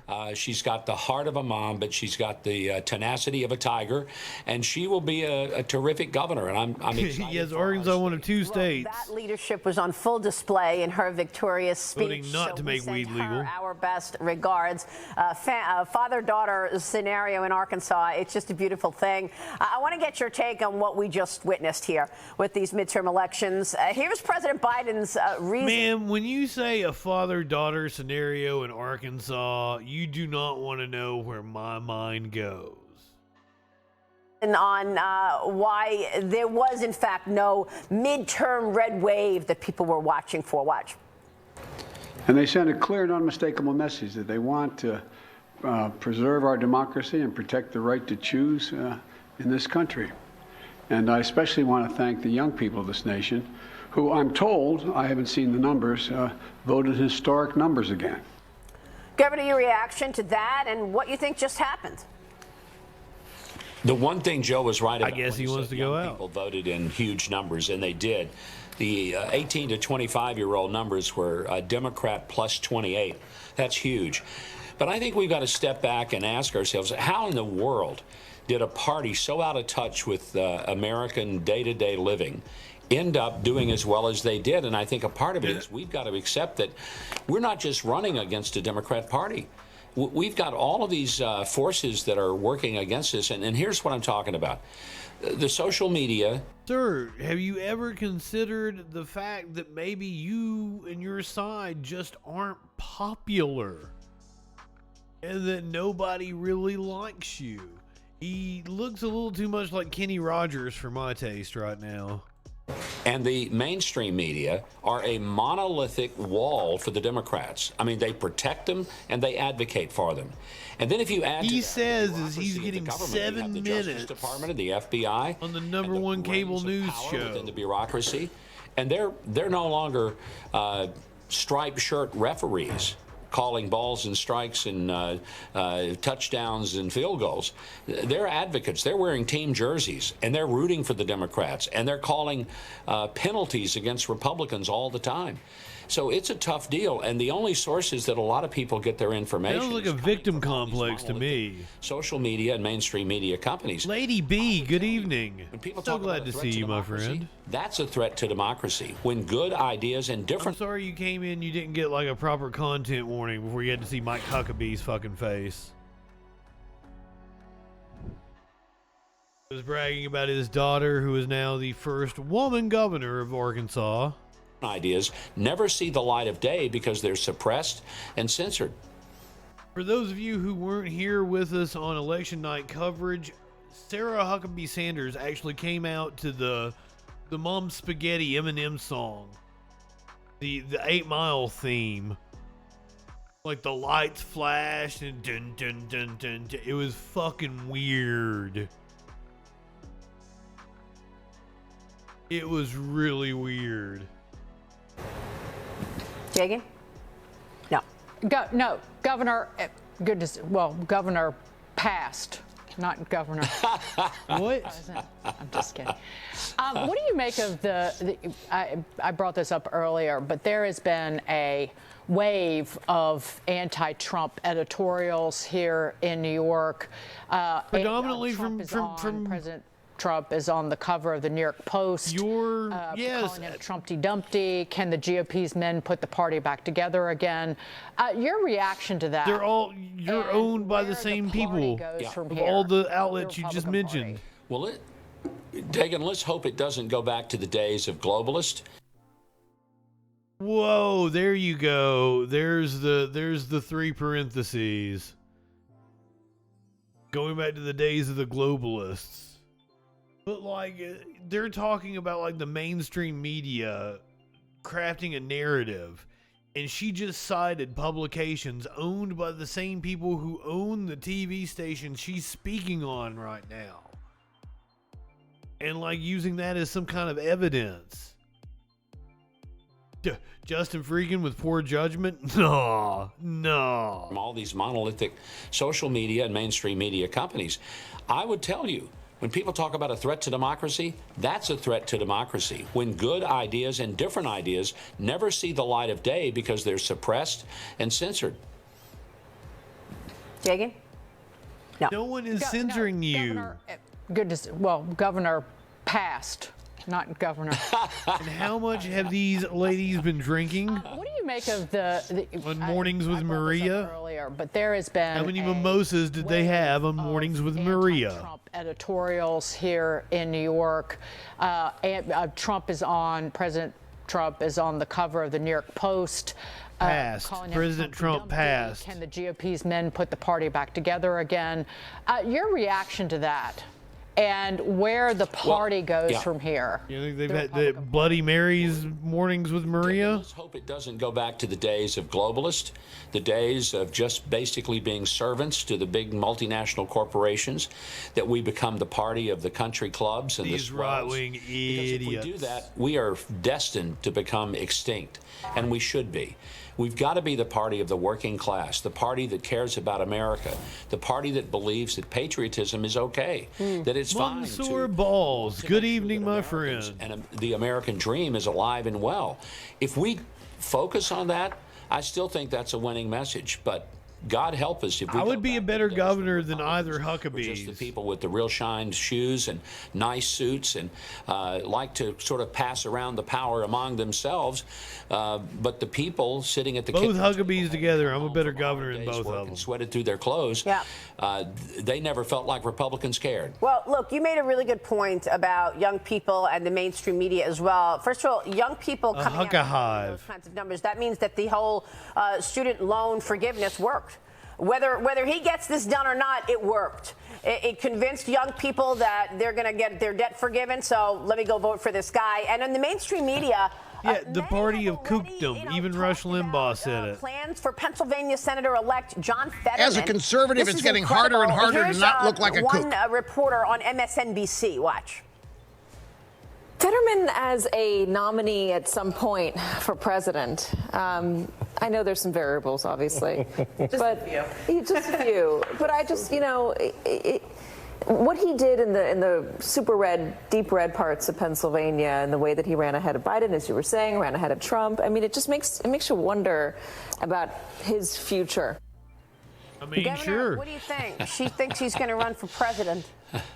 Rush loved him some Oxycontin. The posture of her arms folded as she said this said it all. Surely she's not serious. But maybe she is. Maybe John. Surely she is, and don't call her Shirley. Party. If he is, then Republicans, we've got a great future ahead of us. Well, go ahead, Todd, real quick. Says you ran for president and lost, you loser. Is there any greater proof to you that the Democrats care more about being in power? Consequences to our nation be damned. Todd, I think that's a perfect point you've made. And no, I don't think they do care about anything other than just power. When they put a person up for U.S. Sky Comment, welcome back. Senate, who needs therapy right now, and I say that with sympathy, not trying to be in any way derogatory of him, but a person whose policies are so far to the left that they make Bernie Sanders look. Oh, we're watching Cope tonight, Drake. This is really disturbing to think that this is what the Democrats think ought to be the future of the party. We're doing the news, but there's Cope sprinkled throughout the entire newscast. Thanks very much. Put that T-shirt on. Governor, good to see you. Thank you. Put that Sarah T-shirt on. So a lot of cringe, a lot of Cope. Here is a gubernatorial candidate. Speaking of gubernatorial candidates. Here's one that did not cope well with losing. Trump-loving candidate's election party devolved into chaos after he conceded to Democratic rival. So Paul LePage, the Trump-loving, I love it that he's labeled the Trump-loving candidate. Trump-loving candidate for Maine governor lost this week to Democratic incumbent Janet Mills. And then things reportedly got rowdy. According to a report from the Bangor Daily News, LePage's election night. Bangor sounds like a city where they live in sexual anarchy. You live in sexual anarchy? LePage's election night party devolved into chaos after he conceded his race to Mills and left the room. Supporters began shouting expletives to disrupt recordings by TV reporters. Newspaper writes, one woman who loudly wept as LePage spoke began hurling explicit insults at a reporter who had interviewed her. Some attendees raised baseless accusations of voter fraud. The situation was not helped by the fact that some of LePage's supporters had already started drinking before he conceded the race to Mills. LePage, who previously served as Maine's governor for 2 terms, has a long history of making racist statements, also making threats of physical violence against his political opponents. I wonder if we can get some video of that. Hold on one second. Try to make that happen. Said there were reporters there.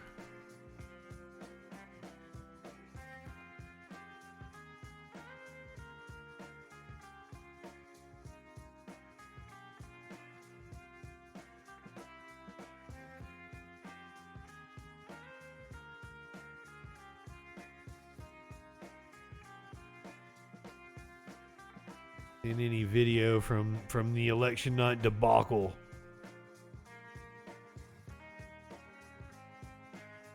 Sounds like a nice guy, this LePage. Continuing on with just fantastic gubernatorial candidates. This is some video. I believe this happened on election night. This is Carrie Lake getting asked by a journalist if she needs a timeout. So first, there is the first video we gotta go to. Hold on a second.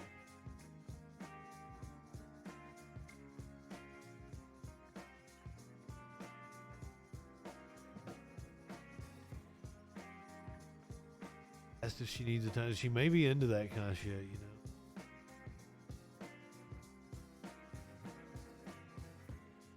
So the first video we got to look at is her on with Newsmax, where she made this claim. This is just an embarrassment, and the people of Arizona are sick and tired of elections being run like we're in some banana republic, and we won't have it anymore. We're going to win this. Everybody in this state knows we're going to win it. I was running against a basement candidate who didn't even campaign, didn't debate, and the people didn't vote for her. There was zero excitement, and this is ridiculous. That is not how this works, ma'am. You do not get to just be like, oh, well, nobody came to her rallies. That is not the basis of any kind of facts. So,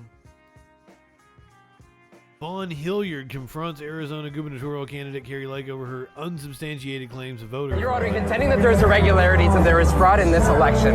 At what point does Carrie Lake stop and say, am I undermining American faith in our elections?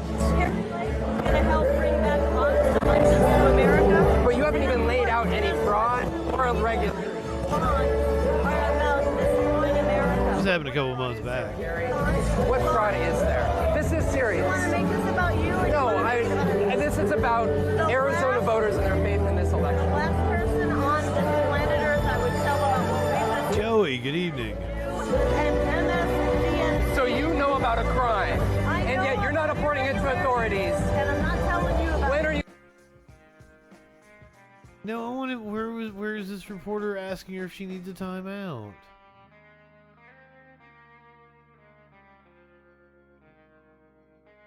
Did I fall for some clickbait?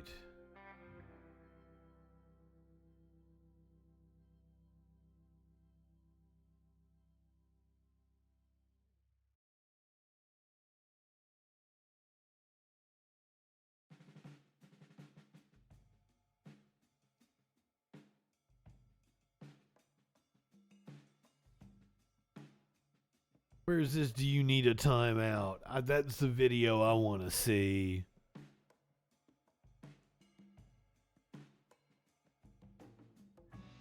Well, clickbait headline. Carrie Lake goes on a media blitz to insist she's already won the Arizona governor election despite the real-time results. As of Thursday morning, Ms. Hobbs, a Democrat, had 50.3% of the vote to Ms. Lake's 49.7%. Let me get you an updated number on that.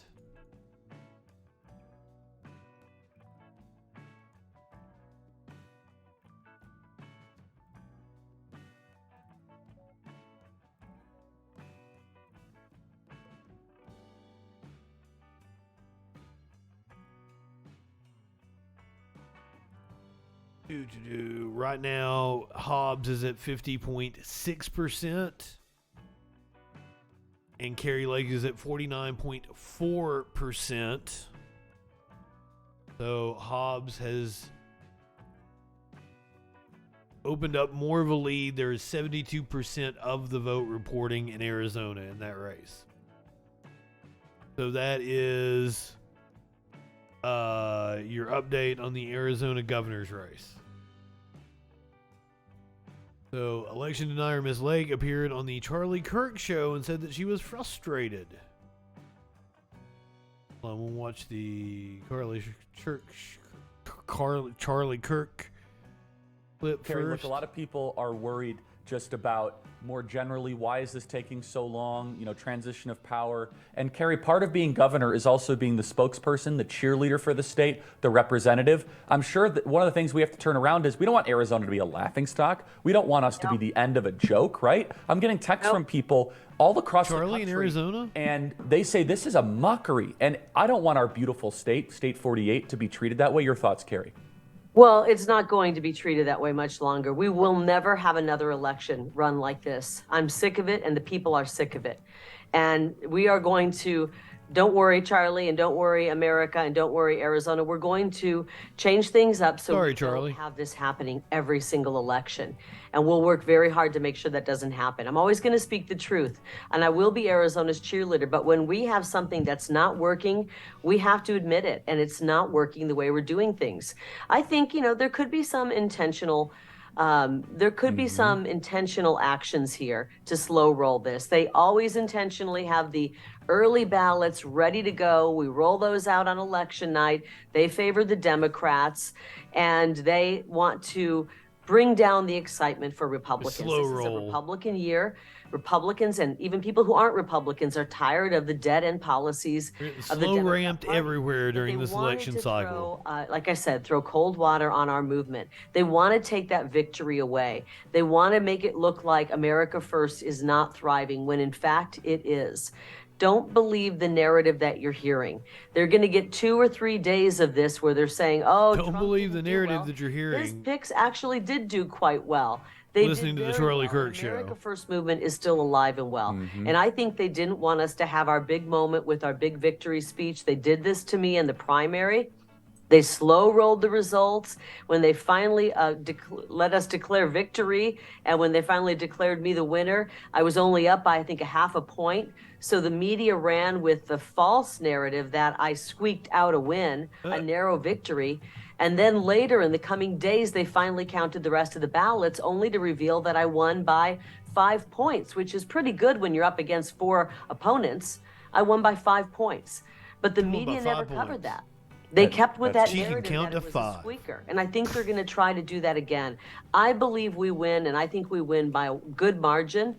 And we're going to go on to reform our elections so we never have this embarrassment again. She's speaking awful fashy.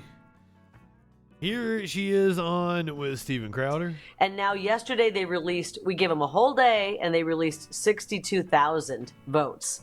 And they went, I'm trying to remember how they went, pretty much almost even. I made up a little bit more ground. Yeah. So 1 full day of counting, and they only released 62,000 votes. We have 622,000 votes left to be tallied. Let's get it done. This is ridiculous. What I think they're doing is slow rolling our victory. Doing the slow ramp. 66 2/3% chance. Server Big Gritty, good evening. Right now it stands at Katie Hobbs with 50.5% of the vote. Over Kari Lake with 49.5% of the vote. She's up by 1 percentage point. 72% of the vote has been counted. That is where we are at currently. That's the live count. And yes, holy shit, please lose, Kari Lake. It's gonna be fun to watch though. Even if she loses, she is a star in the Republican Party going forward. Speaking of Kari Lake, she congratulated this candidate in Arizona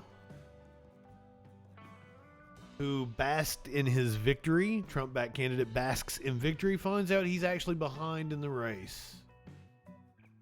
The Republican Arizona Attorney General candidate Abraham Hamida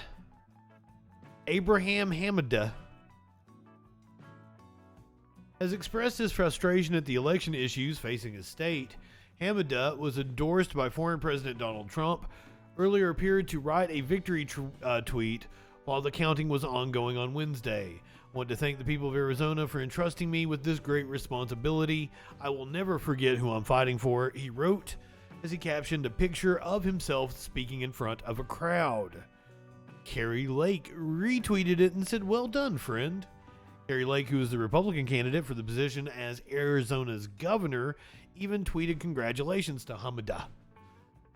However, some social media users were confused by the comments. The counting hadn't been concluded, and the race over his opponent, Democrat Chris Mayers, hasn't yet been called.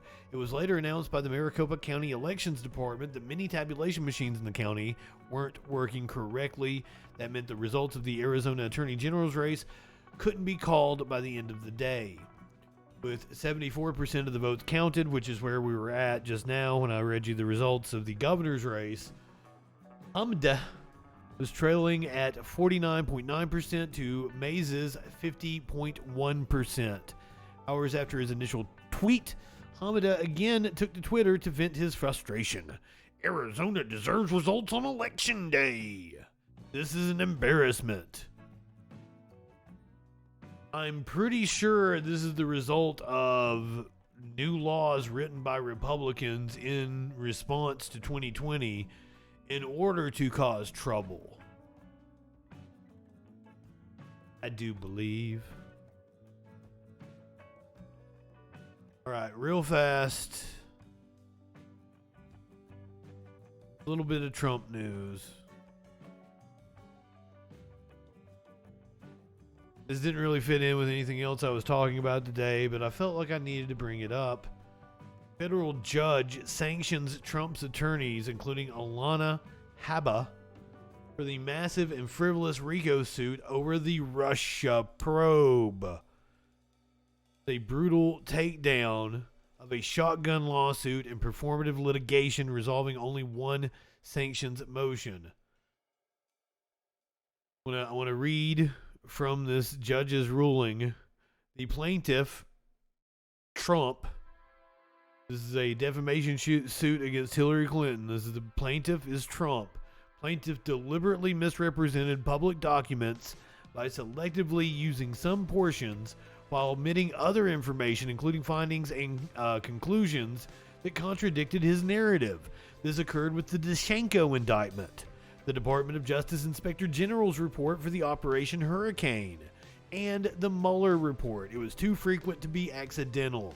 Every claim was frivolous, most barred by settled, well-established existing law. These were political grievances masquerading as legal claims.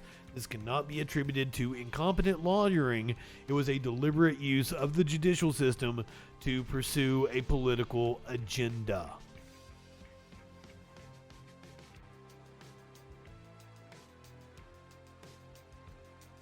There you go.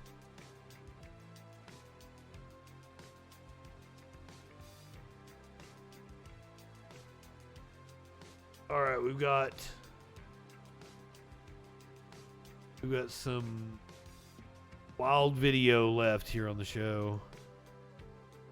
Before we do that, we got to apparently tell you that video doesn't show Pelosi security detail escorting her from her home. There's a right-wing conspiracy that Nancy Pelosi was actually arrested having something to do with the attack on her husband Paul from about a week and a half ago now, 2 weeks ago. A November 4th Facebook post claims a video of Nancy Pelosi walking to her car alongside several individuals is evidence she was arrested. How's your husband doing?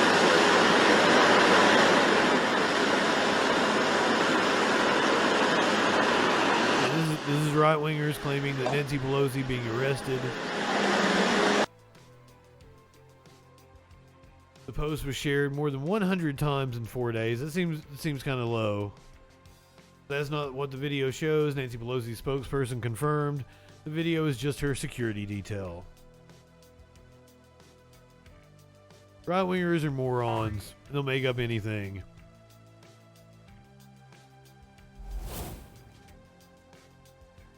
Alright, I'm not going to be able to avoid the commercial break on Twitter. On Twitch. So we're gonna have to take a commercial break real fast. If you're not subscribed, you're gonna get commercials. If you're subscribed, stick around. I'm gonna stay here with you. Now that they're gone, now we're gonna dick around. I'm gonna get a little more high. Then we're gonna watch these deputies in Florida arrest a blind man.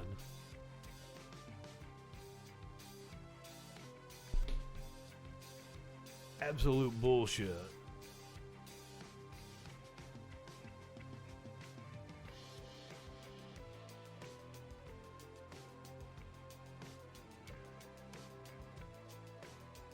What are you guys into? Oh, I was gonna get high, wasn't I? That's right. What's up, chat 666? Sound like my kind of people.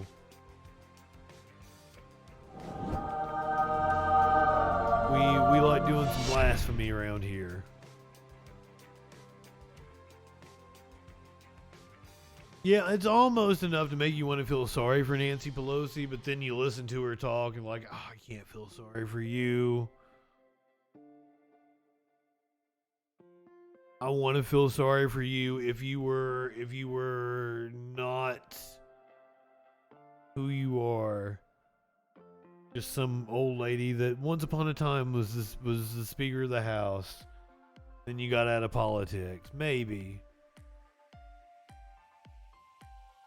Don't know what you're doing here. Well, I'm JustinFREAKIN. I usually do the news. We do like a news rundown of the day.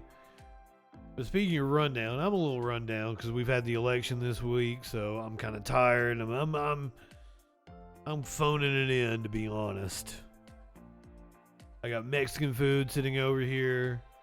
I'm gonna eat here in just a second. Well, not just a second, maybe 10-15 minutes. We got some videos to watch. Then I got chips and salsa and everything.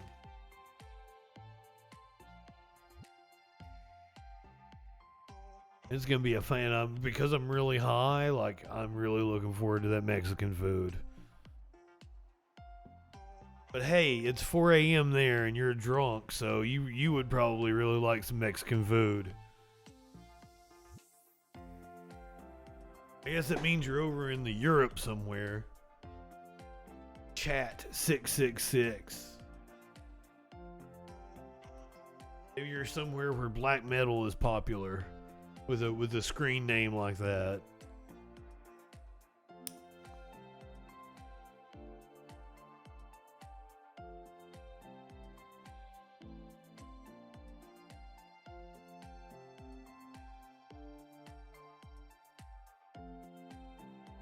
White flag country?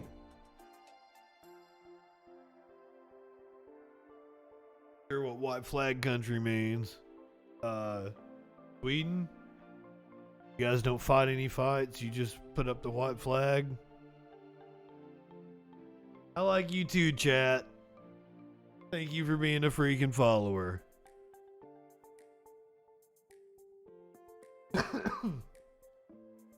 I think everybody's back from commercial break now. Maybe give it another minute here. I wouldn't make fun of you. I make fun of this country a lot. Just another day in mass shooting USA.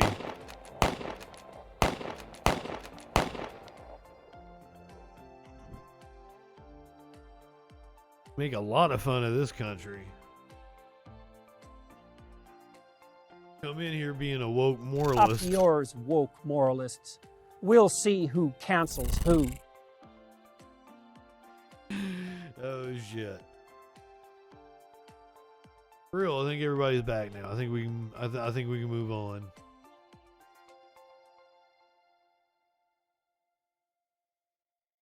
I'm definitely not in the Canadian time zone. I am going to hit the content warning for this one. Because it's going to piss you off. Is it Kawaii Inc.? Is it like saying Hawaii? Only with Kawaii? Thank you for being a freaking follower. If I butchered your name, I'm incredibly sorry. We're so glad to have you here. Content warning. We get ready to watch some fucked up shit. And of course it happened in Florida. All the fucked up shit happens in Florida. Some deputies decided that they were going to harass a legally blind man as he was walking back from, I believe he was walking back from some official business at the courthouse. Florida sheriff says deputies' arrest of a blind man is unacceptable. The body camera footage shows exactly what happened.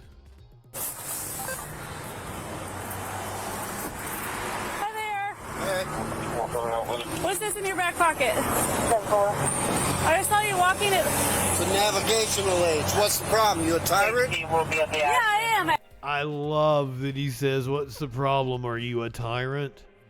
It is clear that what is in his pocket is not a gun, and even if it was, this is America. Actually, what's your name and date of birth?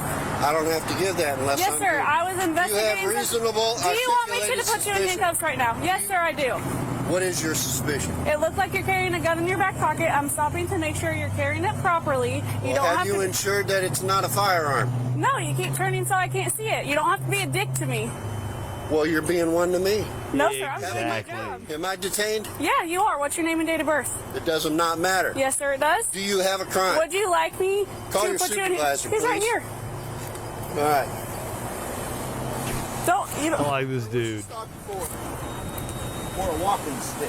So, and it could look like a weapon. She asked you to present it. It look like a weapon, everything hanging off of you, pig. I don't need the ID unless there's reasonable articulated suspicion that I have committed a crime, am committing a crime, or about to do a crime. Sir, and her suspicion was that you were armed, okay? And she's asking you for your ID. Well, now she has verified that I am not armed. Okay. So there is no you problem. have your ID or not? I do have my ID, but you don't need it. Okay. You do not need it, sir. Okay. He knows his rights.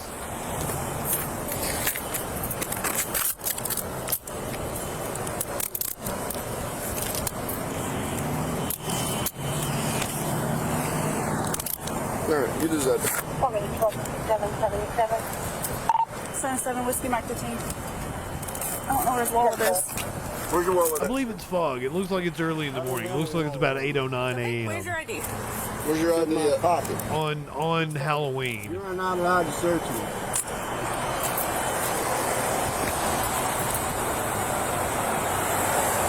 It's in this pocket.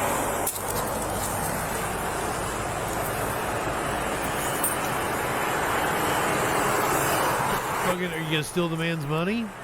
There you go. Thank you. I want your names and badge numbers. Damn right you do. 65427. Yeah, 4427. Preferably Hotel your cards. 322-457-61-2540. This is just completely unnecessary. This is a waste of taxpayer resources. This is a waste of everybody's time. It's going to be a waste of the judge's time having to deal with this bullshit. It's going to be a waste of taxpayer dollars when he sues the municipality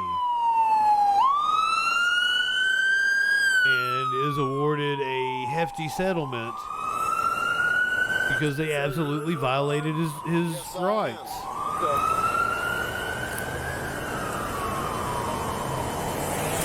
It's BS 666. For jury duty, which was canceled. Why aren't you using your stick? You don't have to use your stick all the time? Not all the time. 26. Green. Why aren't you using your stick? Was that hard? It's gonna be. I want your name and your badge number. You know, I'll put him in jail for resisting. Okay. All right, let's go. I want your name and badge number too, sir. Have a seat. You want to pick my property up, please? I sure will, after you have a seat. You want to pull this out of my this, back like, pocket? this not even taking into account the fact that this man has a handicap and they're treating him well.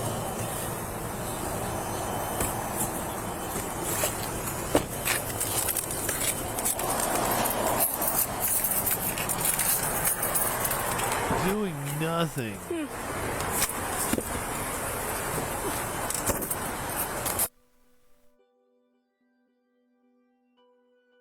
Wow. Oh, I'm sorry. We've still got the story to read. This is the update.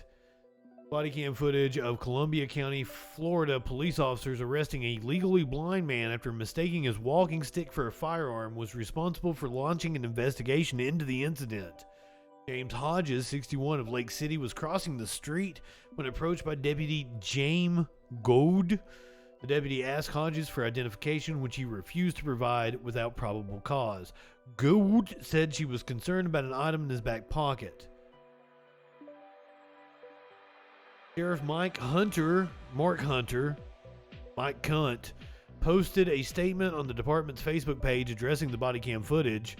The incident occurred on October 31st at about 8 a.m. Hodges requested footage of the incident. During the review process, prior to it being released, a likely policy violation was discovered. An investigation into Hodges' arrest began on Thursday, Hunter said. When the investigation began, Hodges had not yet filed a complaint. The investigation concluded Monday, resulting in Goad and Harrison being suspended without pay. Harrison was immediately demoted and a suspension for 7 days. Goad was suspended for 2 days. As sheriff, I take full responsibility for this event and want to extend my sincerest apologies to Mr. Hodges for the actions of my deputies. This conduct is unacceptable. I'm deeply saddened with the negative impact this has on our agency.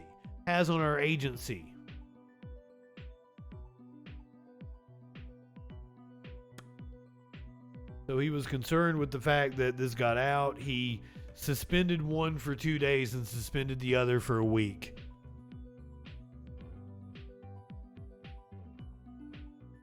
For violating a man's constitutional rights. That's some bullshit to me. Should have been a month.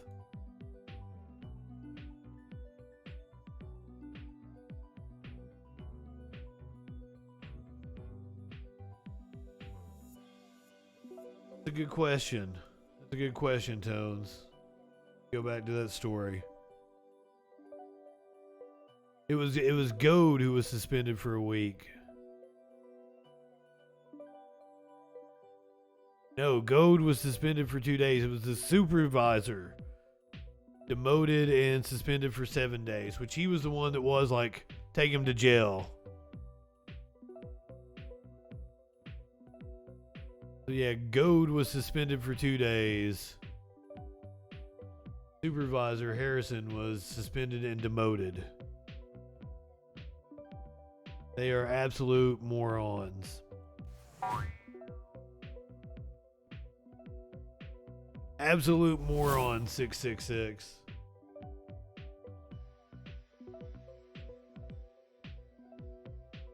I don't know what you're getting ready to see on this. It may need a content warning, so I'm not exactly sure what's going to happen on this video. Alabama councilman slugs mayor in racist dispute outside of City Hall. We get the video.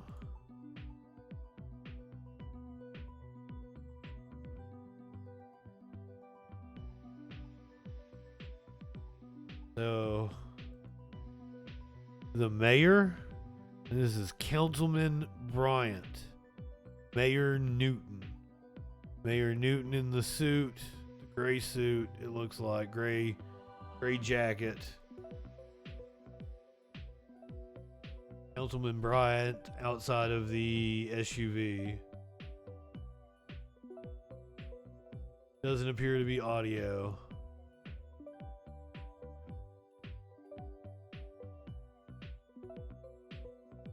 That looks like a cop right there, doesn't it?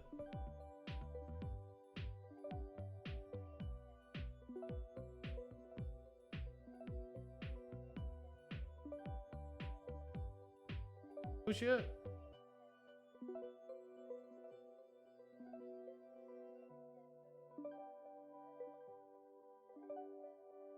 Is indeed a cop because he is arresting the councilman that threw the punch. Go back and watch that again.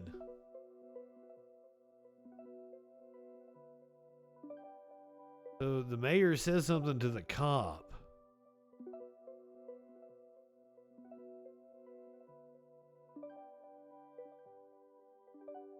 Councilman apparently, one, he has small hands. I love that the mayor goes down to his knees and then pops back up.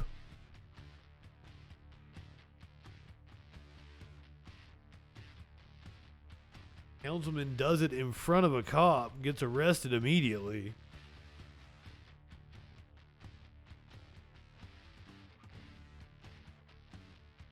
This happened in Alabama.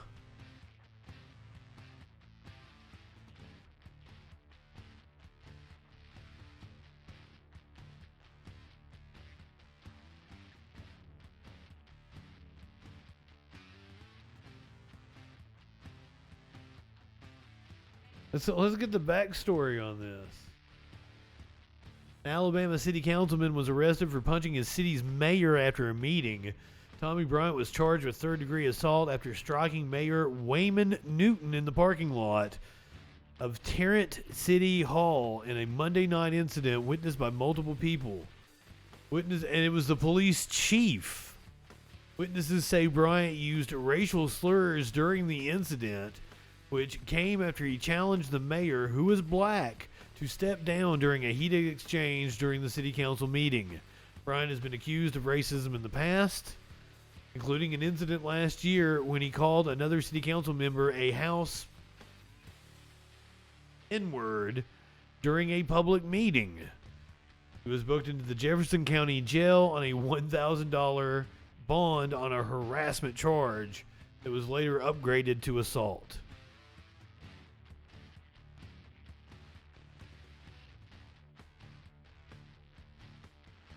There you go. Lugged him. You know, a racist in Alabama? Surprise, surprise. Just like, who saw this one coming? A school was named after a violent white supremacist in North Carolina, and for years, no one knew who he was. No one knew to know that he was a violent white supremacist. Talk about knowing your history there. A North Carolina school removed its namesake after discovering his white supremacist past. School name changes have come to symbolize culture wars nationwide. Walter L. Parsley Elementary was one of more than 80 schools nationwide to change its name following George Floyd's murder and subsequent protests. While many of those schools eschewed high-profile Confederate figures, Parsley's name was more obscure, and Wilmington's residents discovered his racist past accidentally. 2 days after a tightly contested election in the fall of 1898, a white supremacist mob descended on Wilmington, North Carolina, a southern oasis of black prosperity during the Reconstruction era, to take back the city from rioters. Razed long-standing black businesses, burned down the city's only black newspaper, and overthrew a mixed-race, democratically elected city council in what is considered the only successful coup in American history. More than a century after scores of black residents were killed in the insurrection, Wilmington named an elementary school after one of its ringleaders, Walter L. Parsley. No one protested when school board members approved Parsley's name in 1999, and the tribute survived for 21 years. But by the summer of 2020, local activists had connected the name to one of the coup's leaders, stirring fury in a petition drive to change it. When she discovered her former school's namesake's violent past, the feeling was rage, it was frustration, it was anger, said Taylor White, who is black.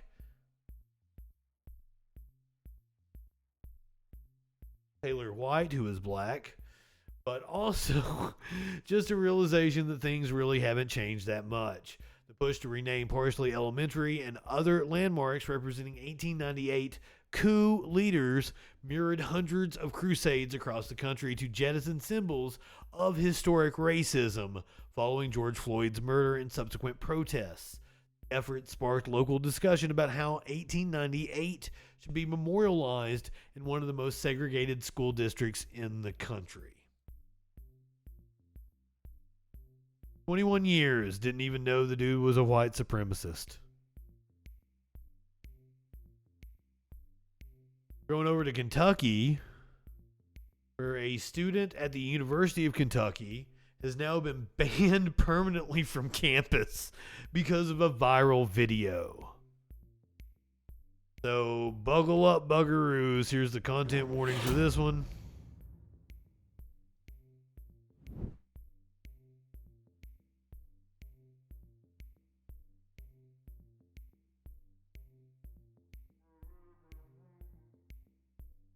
We've smelled racism tonight. We've tasted racism. Oh, this is CNN. It might not play on this browser. Hold on.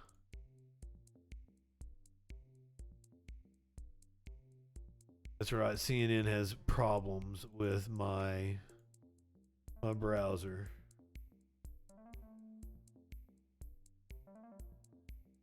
It sounds like cats are going nuts right outside the door.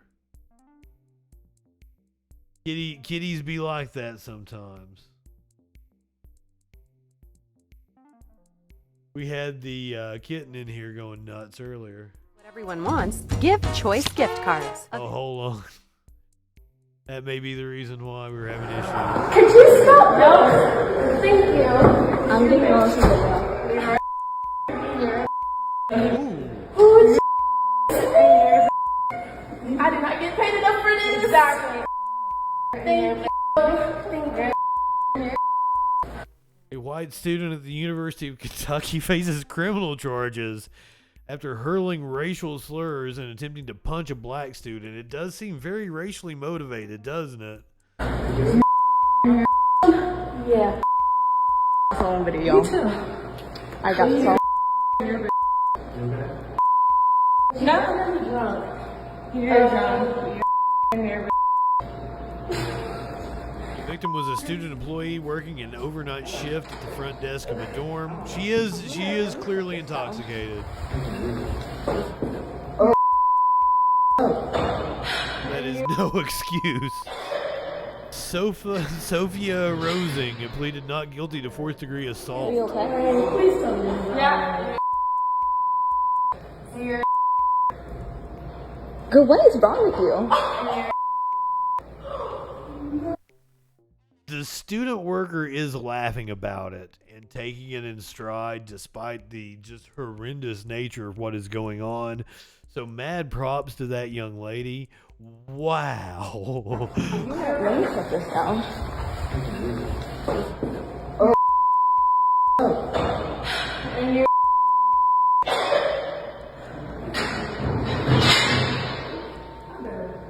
Are you okay? Please tell me. Yeah. Good, what is wrong with you? What did I do to you? Okay, pussy. And that's what you are. Okay, I can tell you for sure that she does not get paid enough for that because student workers in that scenario make minimum wage. They have their hours capped at 25. I know, because I was one. I was a student worker in college. I believe the minimum wage was exactly the same. Just pointing that out there. The minimum wage was exactly the same when I was a student worker in college. She definitely doesn't get paid enough for that shit. Alex Jones gets paid enough to have to deal with the burden that's coming his way. Thank you, Dennis. Update on Alex Jones. And it's not over. He's still got more trials to go. More money to have to dole out to the families he has terrorized.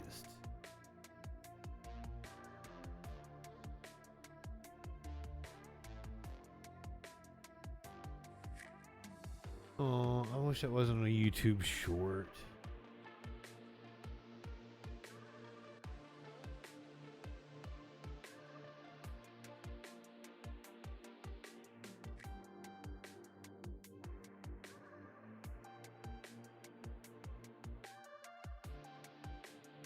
What does it? Oh, we don't do bird videos that often.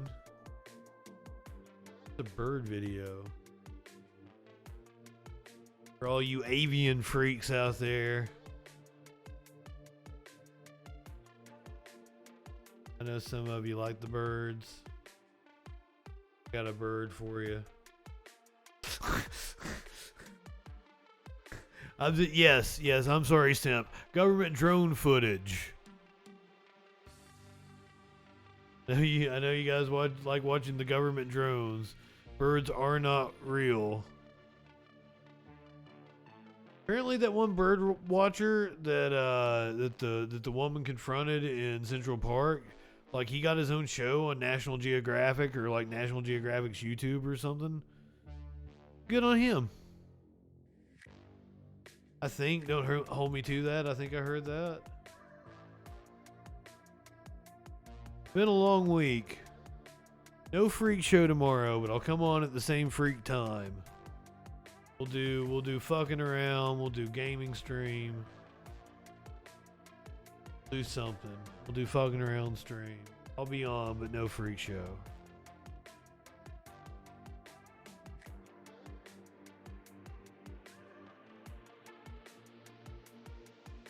See where we're going right now.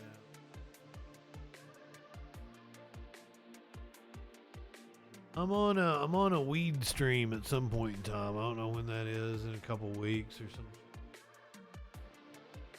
Go hang out with Tinfoil. You know what time it is? It's time for Tinfoil.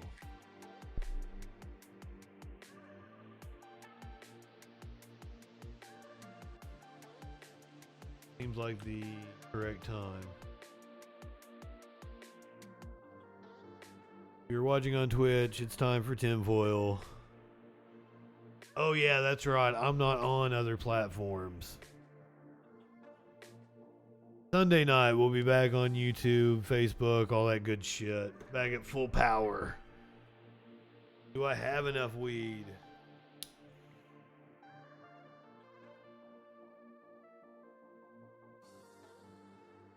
Girl of the Gray, good evening. So glad to see you. Go ahead, light one up, tip one back. It's alright to have a little fun before you hit the sack. I'm JustinFREAKIN. We'll see you tomorrow night for a fucking around stream.